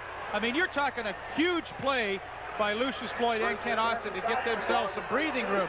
I mean, that's one that either goes either way, and the offense won that little battle. A 21-yard gain as the Riders start at the 31 now, far side. Elgard makes the catch, breaks the tackle, and he's near the 50. Penalty markers are down as Elgard crosses into Eskimo territory. 2 monster plays back-to-back by the Roughriders.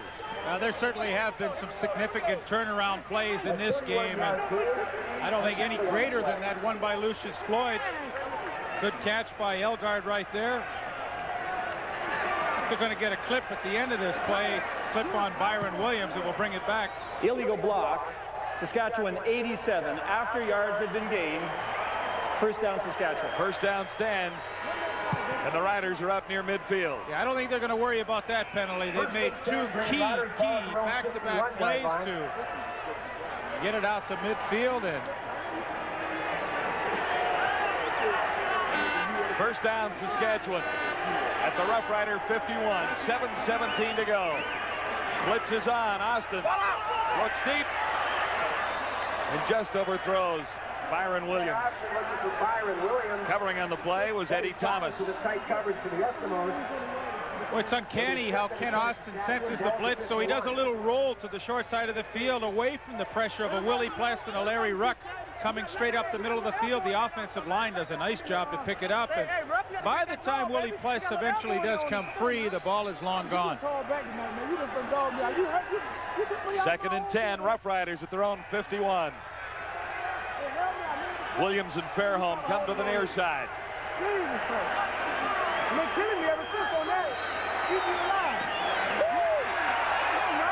Austin fired long.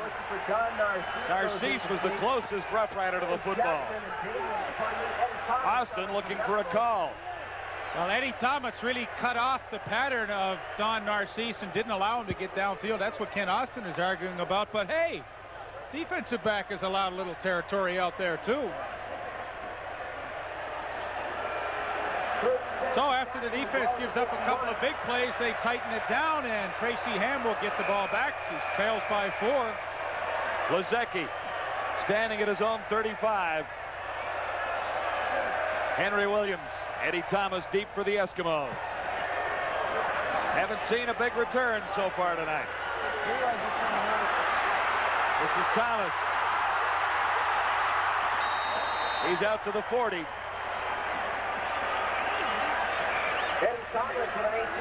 Stopped by Jaycox. 16-yard return, 37-yard punts. And although the Giz hasn't done much returning punts tonight, that time he was back with Eddie Thomas, and Gizmo faked like he was going to catch it, and that really did fool the first 4 or 5 cover guys down there, and that allowed Eddie Thomas a little breathing room to get a pretty decent return. Pretty heads-up play by the Giz. Number 26. Penalty is declined. First down, Edmonton. When we return, it'll be Eskimos 1st and 10. Timeout at Commonwealth with 6:29 to go, and the Riders leading by 4. Oh, hi, Mr. Johnson. Call me Jerry. Thought your dad was supposed to be out of town. Hey, Jeff. Grab a Coke for your old dad. How about Pepsi? What's the tip? Say goodbye, Jerry.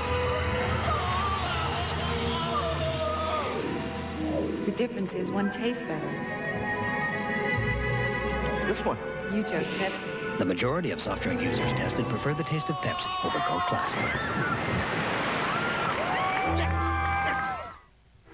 This has turned into a great matchup to kick off Week 2 in the Canadian Football League. The Roughriders storming back to take the lead after trailing 17-4 at halftime. Our phone poll on the entertainers tonight. Who did you like, Leaf? Did you vote? I didn't vote, but I liked them both. I thought they both did a great job. Doug Parrish of the Eskimos went up against Rekko Zizakovic of the Calgary Stampeders. We'll have results before the conclusion of this game. Doug Parrish, Purple Haze, Jimi Hendrix. That was pretty good.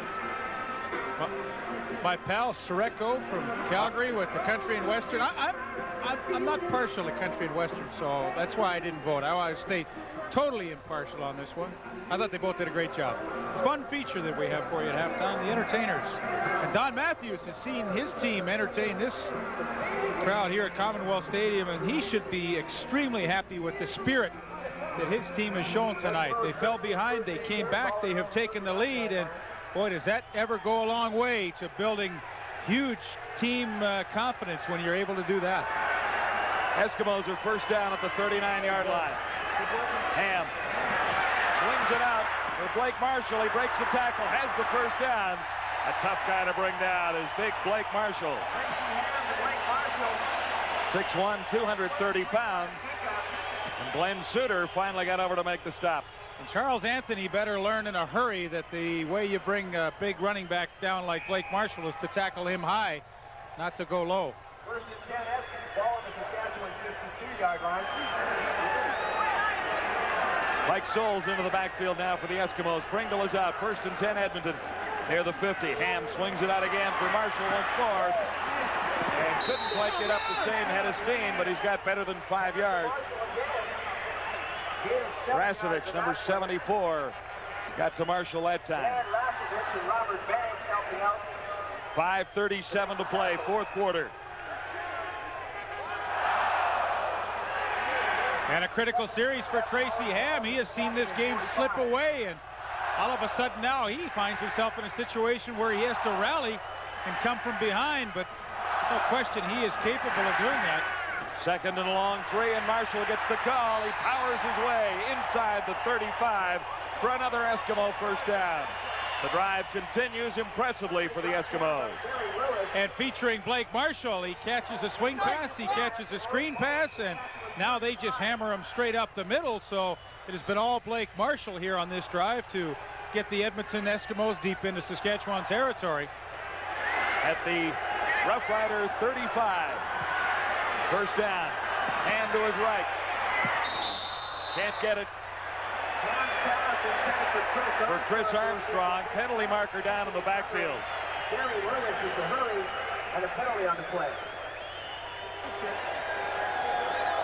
Major foul, roughing the quarterback, Saskatchewan 79, first down Edmonton.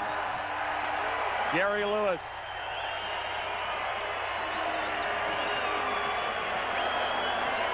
Late hit on Ham, and the Eskimos have another first down. 4:45 to go.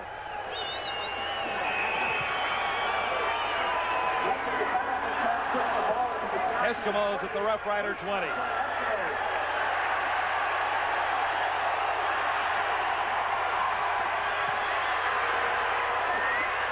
For Henry Williams, it'll be another Eskimo first down. Suter made the stop on Williams. And what happens when Tracy Ham rolls to the wide side of the field, the Saskatchewan defense just kind of forgets about Henry Williams, who just trotted down the sidelines and stood out there. Ham finally saw him and was able to get the ball back across the field, and another first down for Edmonton. And boy, at a critical stage in a ball game, have they ever put a whale of a drive together? First and goal to go at the 9. Ham swings it out for Marshall, who scores easily.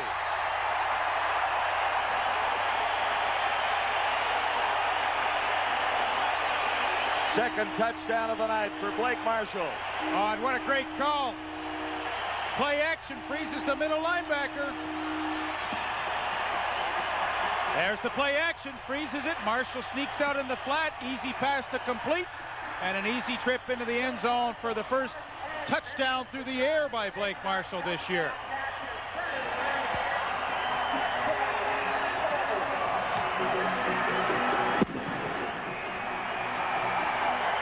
Sean Fleming adds the extra points.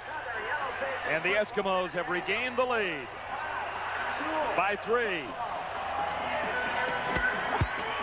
A Blake Marshall sequence. Here's Blake Marshall right here. And here is James King right here. Watch when the fake comes up the middle and Ham rolls out. Watch King get sucked in there. Marshall then just skips out into the flat. King has no chance to recover. Watch, there he goes. He is dead meat. Boom.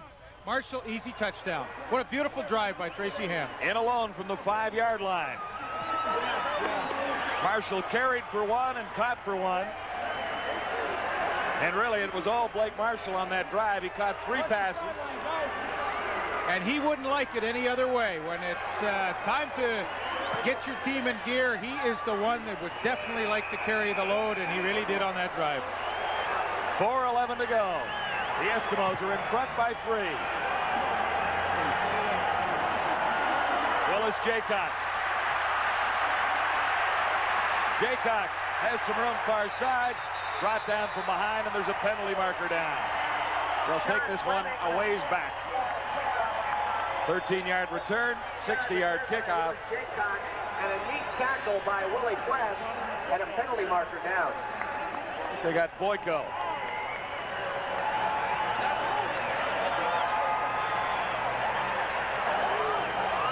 Illegal block. Saskatchewan number 15 on the run back. First. That is Bruce Boyko. Matthews Roughriders are hemmed in deep in their zone. Here's the scoring drive. It took 6 plays to cover 71 yards. Finished off by the touchdown toss to Blake Marshall and Tracy Ham. First to 10, Roughriders beginning at the 15. Austin from the shotgun. Far side. Narcisse made the catch in front of Thomas. Well, it's unbelievable the momentum swings here in the second half. All Saskatchewan in the third quarter and part of the fourth. Now Ron Lancaster and his Eskimos come back. Backs against the wall time, and they take the lead by 3. There you see 3:24 on the clock. Plenty of time for Ken Austin. On 2nd and 1, the Riders easily convert for a first down. Well, it's interesting. Edmonton's defensive backfield has made some adjustments here in the fourth quarter to the 3-receiver offense to the wide side of the field. When Elgard, Fairholm, and Byron Williams are on one side, they're bringing Enos Jackson all the way over, and boy, Ken Austin's going to see this. He has to go back 1-on-1 with Don Narcisse on Eddie Thomas. Benny Goods is down. That'll bring Lloyd Lewis in.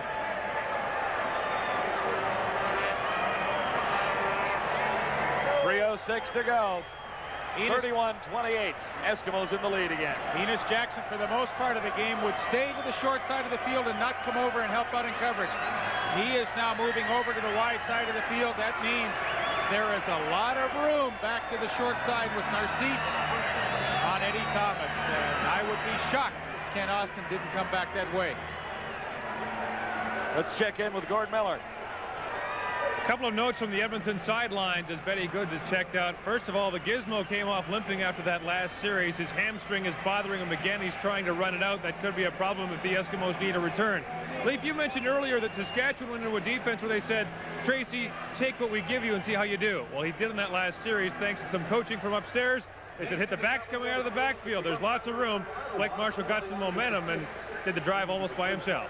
Well, it was good for Tracy. He really changed up his approach, and I think it took the Saskatchewan defense off guard. They hadn't thrown anything out in the flat to the running backs all night, and boy, was it ever successful. Tracy Ham has the Eskimos in the lead. Benny Goods help to the sideline. We've got a 3-point difference here with 3 minutes to go. There's one cake so good, it will keep you coming back for more. McCain Deep and Delicious Cakes, sealed with a see-through dome to keep in all that rich, moist, deliciously fresh taste. So, you can raid the cake tray, seal up the rest, and put it back in the freezer. Till you're ready for the very next craving. And now for people who fantasize about chocolate, Deep and Delicious Chocolate Deluxe from McCain. Well, Country Western wins again. Shreko Zizakovic, 613. Doug Parrish, 556. For the second week in a row, the Country and Western fans vote for that style of music. Doug did a good job. Shreko, hey, nice going. I've never seen the accordion used quite that way in country music. No, I haven't either.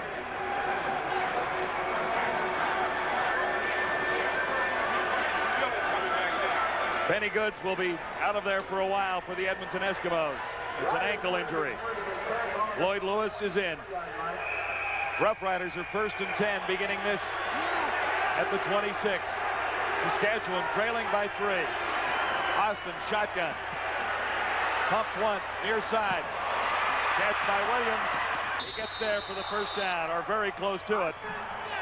Byron Williams. First down. Stephen Jordan with the tackle. Here's about a 10-yard kick. Good extra effort by Williams, who got away from Jordan. Yeah, and he's made some key catches here in the second half. He dropped one, but boy, he has made some good plays to get his team into the game. 2:45 to play. 1st and 10 Roughriders. Flag is down as Austin hits Narcisse stepping out of bounds. Well, that's exactly what I had talked about earlier. They overload to the wide side of the field, and that leaves Don Narcisse all by himself with the corner. Unfortunately, that reception will come back. Illegal procedure to call against Saskatchewan, and you know Edmonton is going to accept that penalty. Illegal procedure. Saskatchewan 62. First down repeated.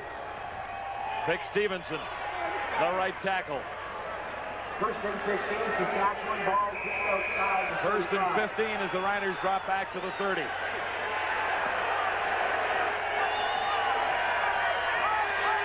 Three receivers, far side of the field. Austin looking deep. Fairholm can't run underneath it. Covered by Stephen Jordan.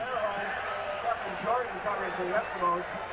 Went for the big one with 2:33 to go. Well, there's a lot of room in that middle of the field, and it's so tantalizing for Kent Austin here. He would love to be able to hit the home run and take the lead again. 31-28. Riders in a bit of a hole here. 2nd and 15 back at the 31.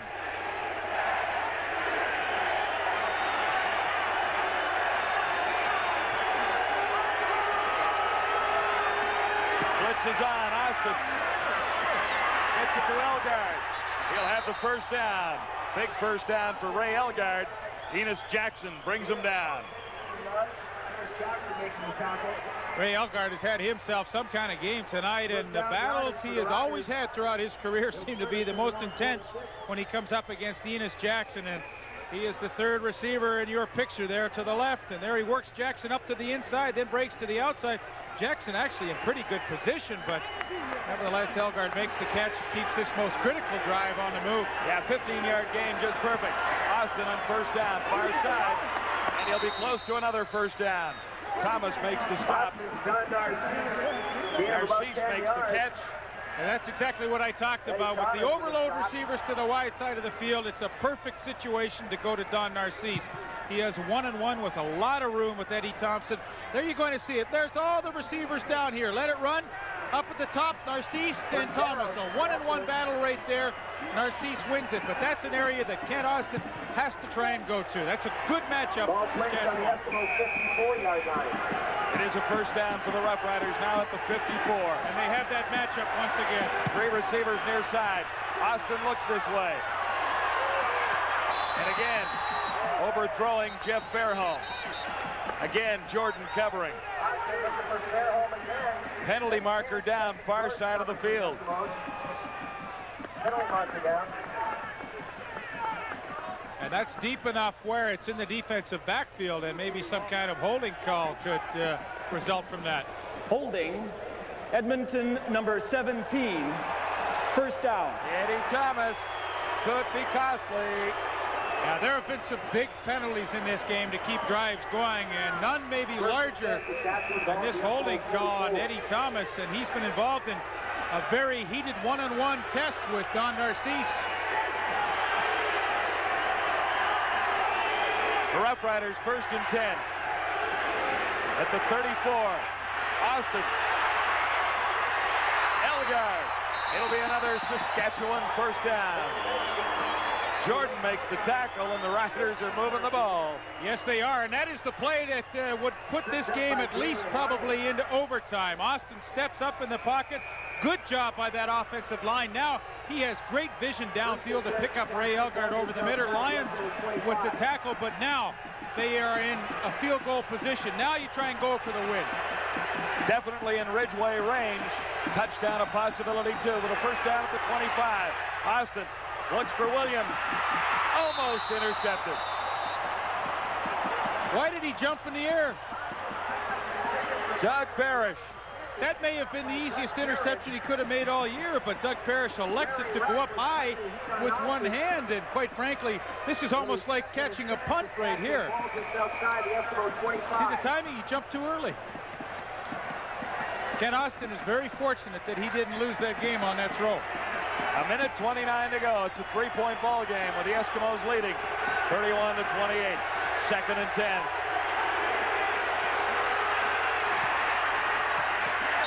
This time it is intercepted. Nope. Knocked down by Blue. Behind him. Leroy Blue drops off from the linebacking spot, and just as though it looks as though it's going to go into Ray Elgard, he sticks his left hand out and makes the knockdown, but that is a great defensive play. But give the Roughriders credit. Ken Austin took them down. He got them into position now to kick a field goal and tie this game up. Dave Ridgeway. And it's all even.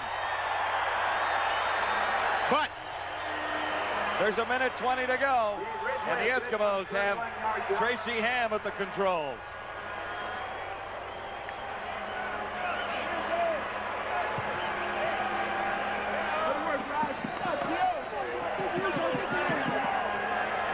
Well, into the final minute 20. 91st game televised on TSN since '87. Who would you put your money on here? Eskimos 10-2 at home.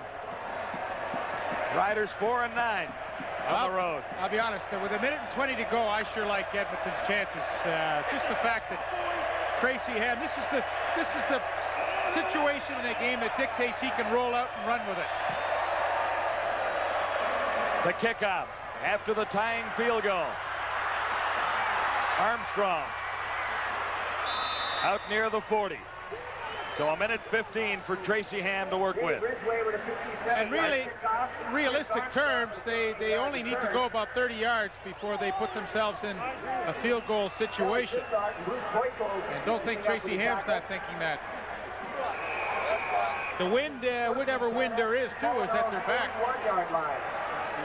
31-31.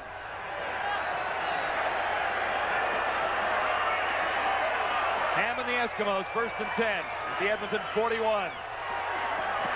He'll look to throw. Now he decides to run. Perfect timing for Tracy Ham, has the first down. All the way to the 45. A 26-yard run for Ham, who has rushed effectively several times tonight when he needed to. And I've seen it so many times late in the game with Tracy Ham. This is the best play they have in their playback, a Tracy Ham scramble.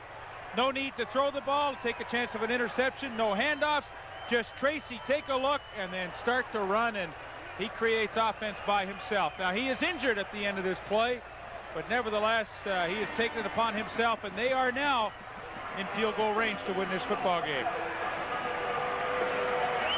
Ham is being attended to by the Eskimo training staff. He'll be out for a play at least. That'll bring on Tom Mickey, former Blue Bomber.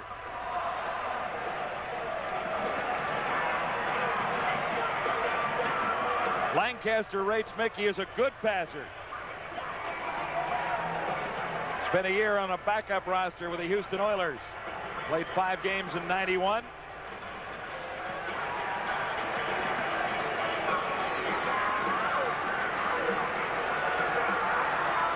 .2,300 yards in total and a 51% completion average in Canadian football. Sports Desk will follow us immediately from Commonwealth Stadium tonight. Tracy Ham being attended to. Now the situation gets a little more tense with your number 1 quarterback out of there. And Mickey coming in. Plus the fact that you have a rookie field goal kicker out there by the name of Sean Fleming. There are a few hearts on the Edmonton bench beating a little faster than normal right now. If you had a veteran, if you had Ridgway ready to go in, it might be a bit of a different story, but the Eskimos will have to go to a rookie if Mickey can't get them to the end zone. Gordon? All right, 2 concerns on the Edmonton bench. One, of course, the health of Tracy Ham. They've talked to the people upstairs and told Tom Mickey throw short underneath the coverage. And then Ron Lancaster went to his special team coach, Mark Nelson, and said, how close do we have to be comfortably for Sean Fleming? They think they've got to be at least inside the 25 to have a reasonable chance of him making it. Well, he was 3 of 4 in field goals last week. Inside the 25, well, that's only a 32-yard field goal. Come on, at the pro level, you got to kick him farther than that. I would say 10 yards, and the kid should have a pretty good shot at it. His longest, though, last week was 34 yards. And this will be a pressure situation if he gets a chance to kick for the win. 1st and 10. Edmonton. Blake Marshall gets the call from Tom Mickey, the quarterback, with 49 seconds to go. James King on the tackle. Pretty good situation for the Saskatchewan defense. I mean, you've got the quarterback coming in that hasn't thrown a ball all night and that much in his career, and they are in field goal position. So Saskatchewan defense, you know, I think they can maybe count on something short. Eskimos still outside the 40. This is 2nd and 8. Marshall gets the call and bowls his way to the 35. He'll be short of the first down. So the biggest kick coming of young Sean Fleming's place-kicking career. He's a rookie from the University of Wyoming. Oh, this will be a 42-yarder. He's got the wind at his back. 1 point breaks the tie, too. Yeah, it creates another situation where the Saskatchewan returner, Jaycox, will be saying, hey, if it is wide, I have to get it out of here.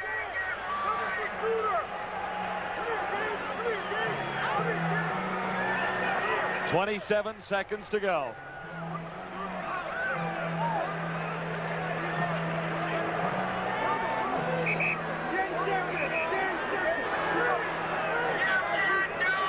So here's Sean Fleming with the biggest kick of his pro career, which is only 2 weeks long.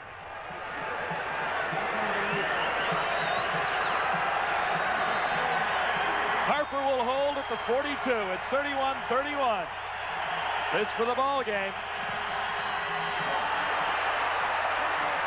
Wide. You got to get it out. Suter has to get out of the end zone. He does by a yard. Oh! Can you believe it? My gosh.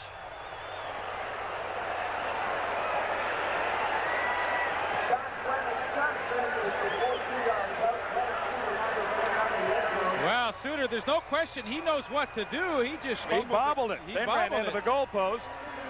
Oh, mercy. He was lucky. He was very fortunate. A little bit of a break there, Suter. Into the final 18 seconds now as we look straight at overtime.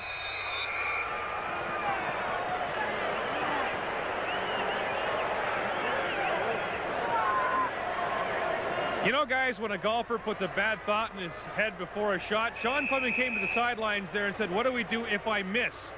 And Lancaster said, don't even think about the miss. Bad imagery.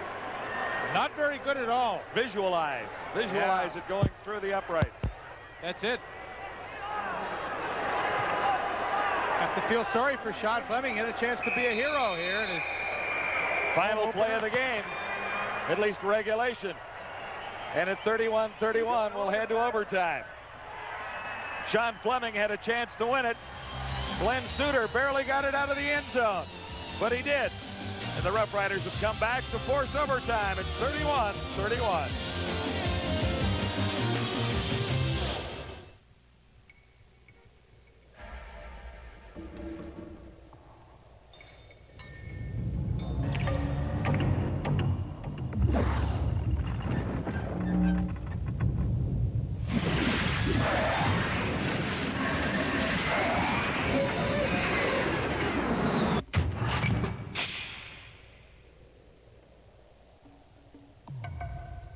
Rockets fuel.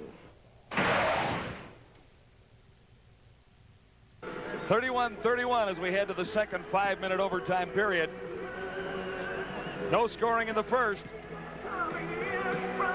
Tension time for both coaches. Eskimos won last week. The Rough Riders lost in week 1. Let's go back and have a look one more time at Jim Sandusky's pretty heads-up play. He'll catch the ball and give it the boot. And all they're trying for is a single point here, and it's perfectly legal. And actually, the technique was pretty good.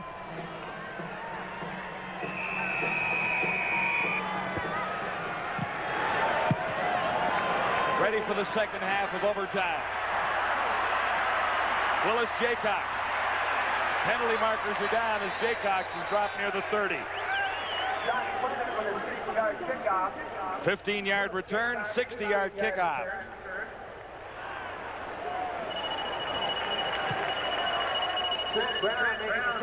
Since we've got overtime here at Commonwealth tonight, Sports Desk will follow at 2 a.m. Eastern, not directly after the game. And you know, any game is a tough one to lose, and of course very gratifying to win, but this has been such a toughly fought game on both sides. I mean, to the team that loses this one, I mean, that is tough. They have both played so hard.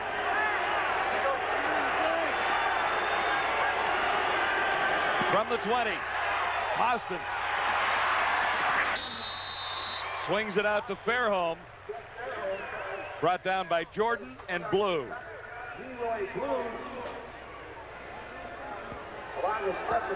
Well, you look at so many key plays in a game, and what may decide the final outcome. I think certainly at this point, the block punt by Vincent Donaldson and then the recovery and kick into the end zone by David Pitcher really got the Saskatchewan Roughriders back into this game, and the reason why they are playing overtime. 2nd and 4, there was early movement. Lucius Floyd will have the first down, depending on the penalty, of course. Penalty marker down.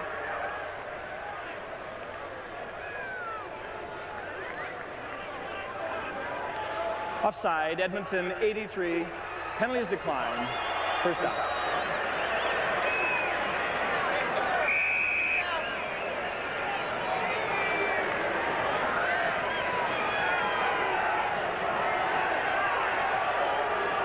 First down for the Rough Riders from the 32.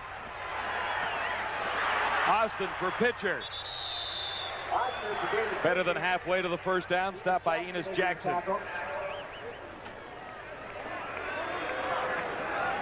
About a 6-yard gain on the play. It'll be 2nd and 4 Saskatchewan. Ball just inside. 2nd and 4 for Don Matthews and the Rough Riders. Overtime at Commonwealth. Even at 31. And 3:27 to play.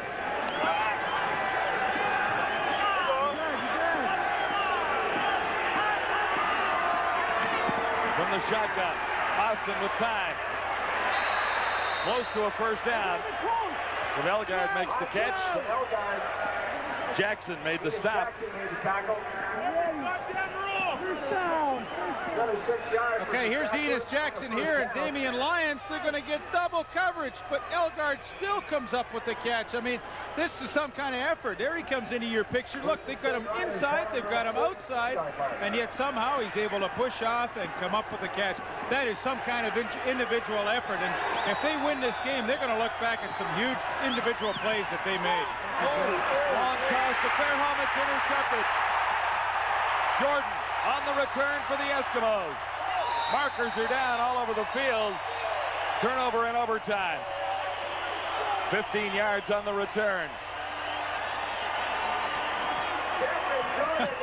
And the big plays just keep on coming one after another. Illegal block on Edmonton after the interception. First down, Edmonton. The Eskimos retain possession. 2:32 to play. And what a lovely play by Stephen Jordan. He stays in perfect position, goes high in the air, and what has been a relatively error-free game, now a critical interception in overtime given up by the Saskatchewan Roughriders. Eskimos begin deep in their own zone. 1st and 10 Edmonton from the 28.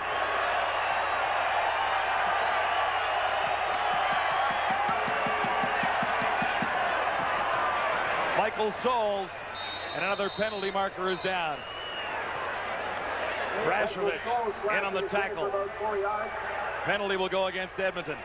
Isn't it funny how these things work? Wouldn't be surprised if Sean Fleming may get a chance to redeem himself here in overtime. Holding, Edmonton 67, first down repeated. Interesting you'd mentioned Sean Fleming. I was just talking to his holder, Glenn Harper, about him. Harper said he's the coolest kid he's ever seen. After he missed that last field goal, was not down on himself. Harper says if he gets another shot, don't be surprised. Tracy Ham needs some yardage first. It is 1st and 20. Facing the Eskimos and Ham. To Williams.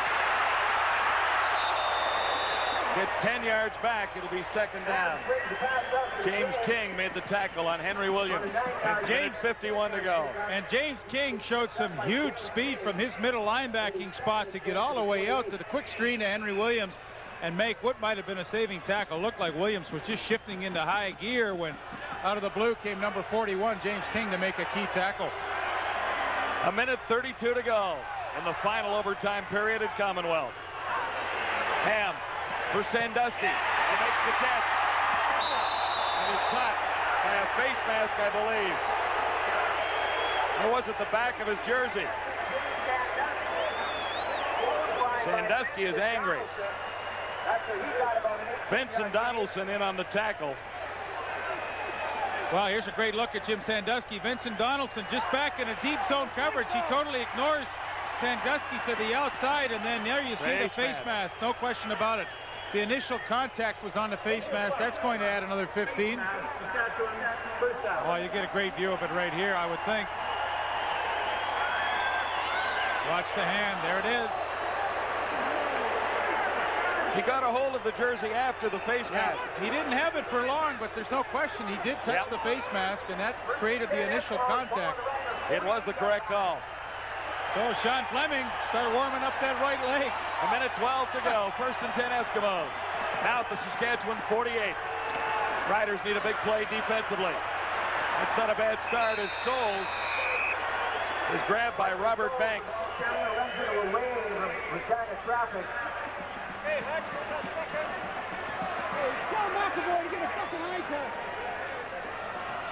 The Eskimos did get the call they wanted, but not from the official who should have made the call. That call was made well back in the defensive backfield. The official on top of the play did not throw his flag. The Eskimos got a break there. Loss of 2. 2nd and 12 back at the 50 now. Ham looks far side. Has a first down. Craig Ellis. 45 seconds to play. King made the tackle.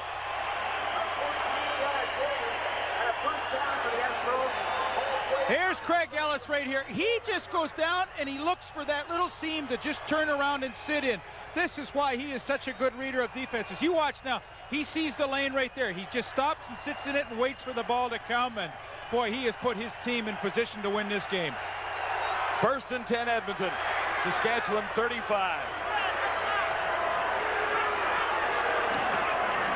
Blake Marshall grabs about 3. Blake Marshall on the ground. Tyrone Jones was there, number 35. We have no word on the field. I'm not moving. Back on the ground, there was ball in 34. 18 seconds now. The Eskimos will get a chance to win it.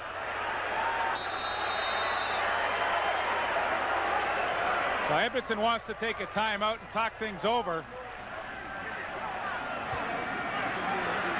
So the pressure goes back on young Sean Fleming, who missed from 42.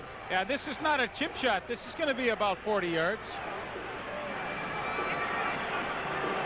Saskatchewan, of course, will counter with Mike Lezecki coming into the game along with Willix Jaycox. They are going to put the punter back there in case the kick is missed and goes deep into the end zone and there's no chance to run it out. Of course, Lezecki is in there to kick it out.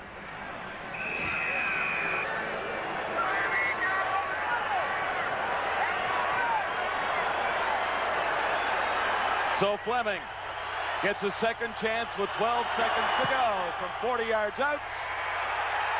This time, there's no mistake.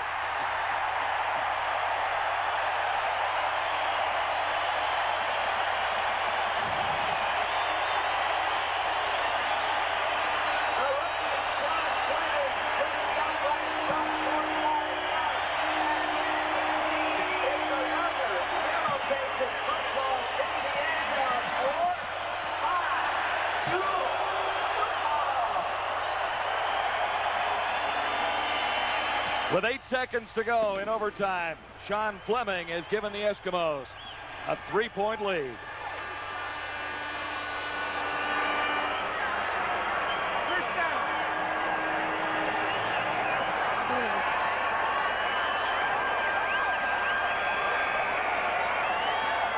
Sean Fleming gets a reprieve.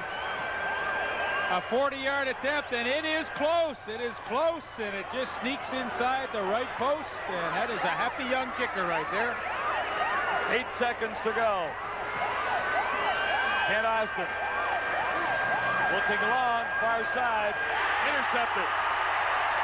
Intended for Williams. That'll wrap it up. Picked off by Eddie Thomas. So the Eskimos win it in overtime. What a well-played game and true entertainment. Tough one for Don Matthews and his Saskatchewan Roughriders to lose. They came back. They fought so hard to get back into the game, take the lead, and then eventually see it evaporate. Feel sorry for Donnie. His team played hard, but for Ron Lancaster, on the other hand, what a satisfying win for his club. They lost their poise, they lost the lead, but they had enough left in the tank to come back and pull it out. And sorry for the overreaction at the end of the first overtime there. I was watching the Eskimos celebrate. But they do win, 34-31. Ron Lancaster and the Eskimos are unbeaten so far in 92 with an overtime win over the Roughriders, 34-31.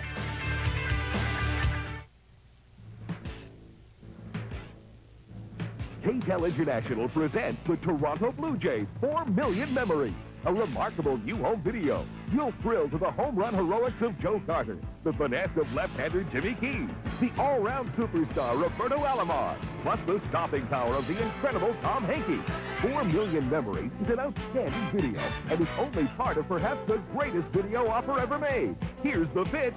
Order now and we'll give you free baseball bloopers, one of the funniest baseball videos you've ever seen. Remember, you get baseball bloopers and the Toronto Blue Jays 4 Million Memories. Both videos only $19.99, exclusively from KTEL. To order, call 1-800-665-1015. That's 1-800-665-1015. Or send check or money order $19.99 plus $4 shipping and handling to Blue Jays Video Box 333, Station L, Winnipeg, Manitoba. Call 1-800-665-1015. Hi, I'm Gary Carter. 1 in 5 Canadians suffer from asthma, lung cancer, or other respiratory disorders. The Lung Association is making a difference with research and education that helps us all breathe a little easier. Please give generously.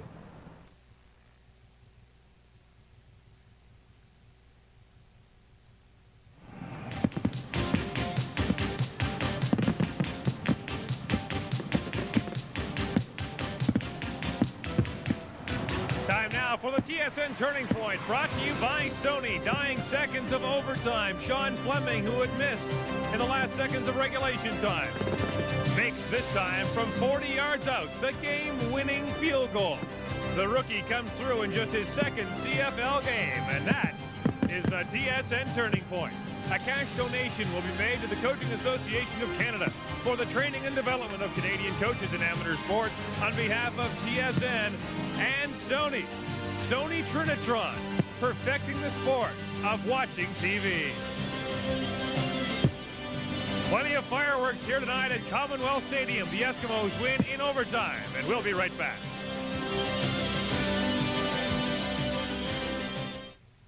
If you're between 50 and 75, Norwich Union will insure you for life with no medical exam or health questions. Even with my heart condition, I didn't need a medical to be insured. And they didn't ask us any health questions. Your guaranteed life insurance can cost as little as $20 a month. Depending on your age and the premium you choose, you could be covered for up to $25,000. And in case of a fatal accident, your benefit triples up to $75,000. With the guaranteed life insurance plan, I'll have the affordable protection I need, and my premiums will never go up. Call this number now for your free personal enrollment kit. You're under no obligation, and no salesperson will visit. If you're between 50 and 75, you're automatically approved with no medical exam. Just call 1-800-263-9899. An operator is standing by to take your call now. That's 1-800-263-9899. Ask for operator 403. The CFL Game of the Week on TSN has been brought to you by Pepsi. Gotta have it. The Edmonton Eskimos got their second chance, and so did rookie kicker Sean Fleming, who delivers from 40 yards out, this after missing a chance to win the game in regulation time. For Don Matthews and the Saskatchewan Roughriders, a game that appeared out of their reach in the third quarter was very much within their grasp in the final seconds. But now the Riders, whose motto is living on the edge, are now living on the verge. At 0-2, they're in some trouble in the Western Division, and their schedule doesn't get any easier. But for the Edmonton Eskimos, 2-0 looks pretty good, especially after this win tonight, when they certainly thought they had this game well in hand. For the Saskatchewan Roughriders, next up, the Ottawa Roughriders. The game we'll have for you on TSN July 24th. That's Friday night, 9:30 Eastern Time, 7:30 local. Our final, 34-31 in favor of the Eskimos.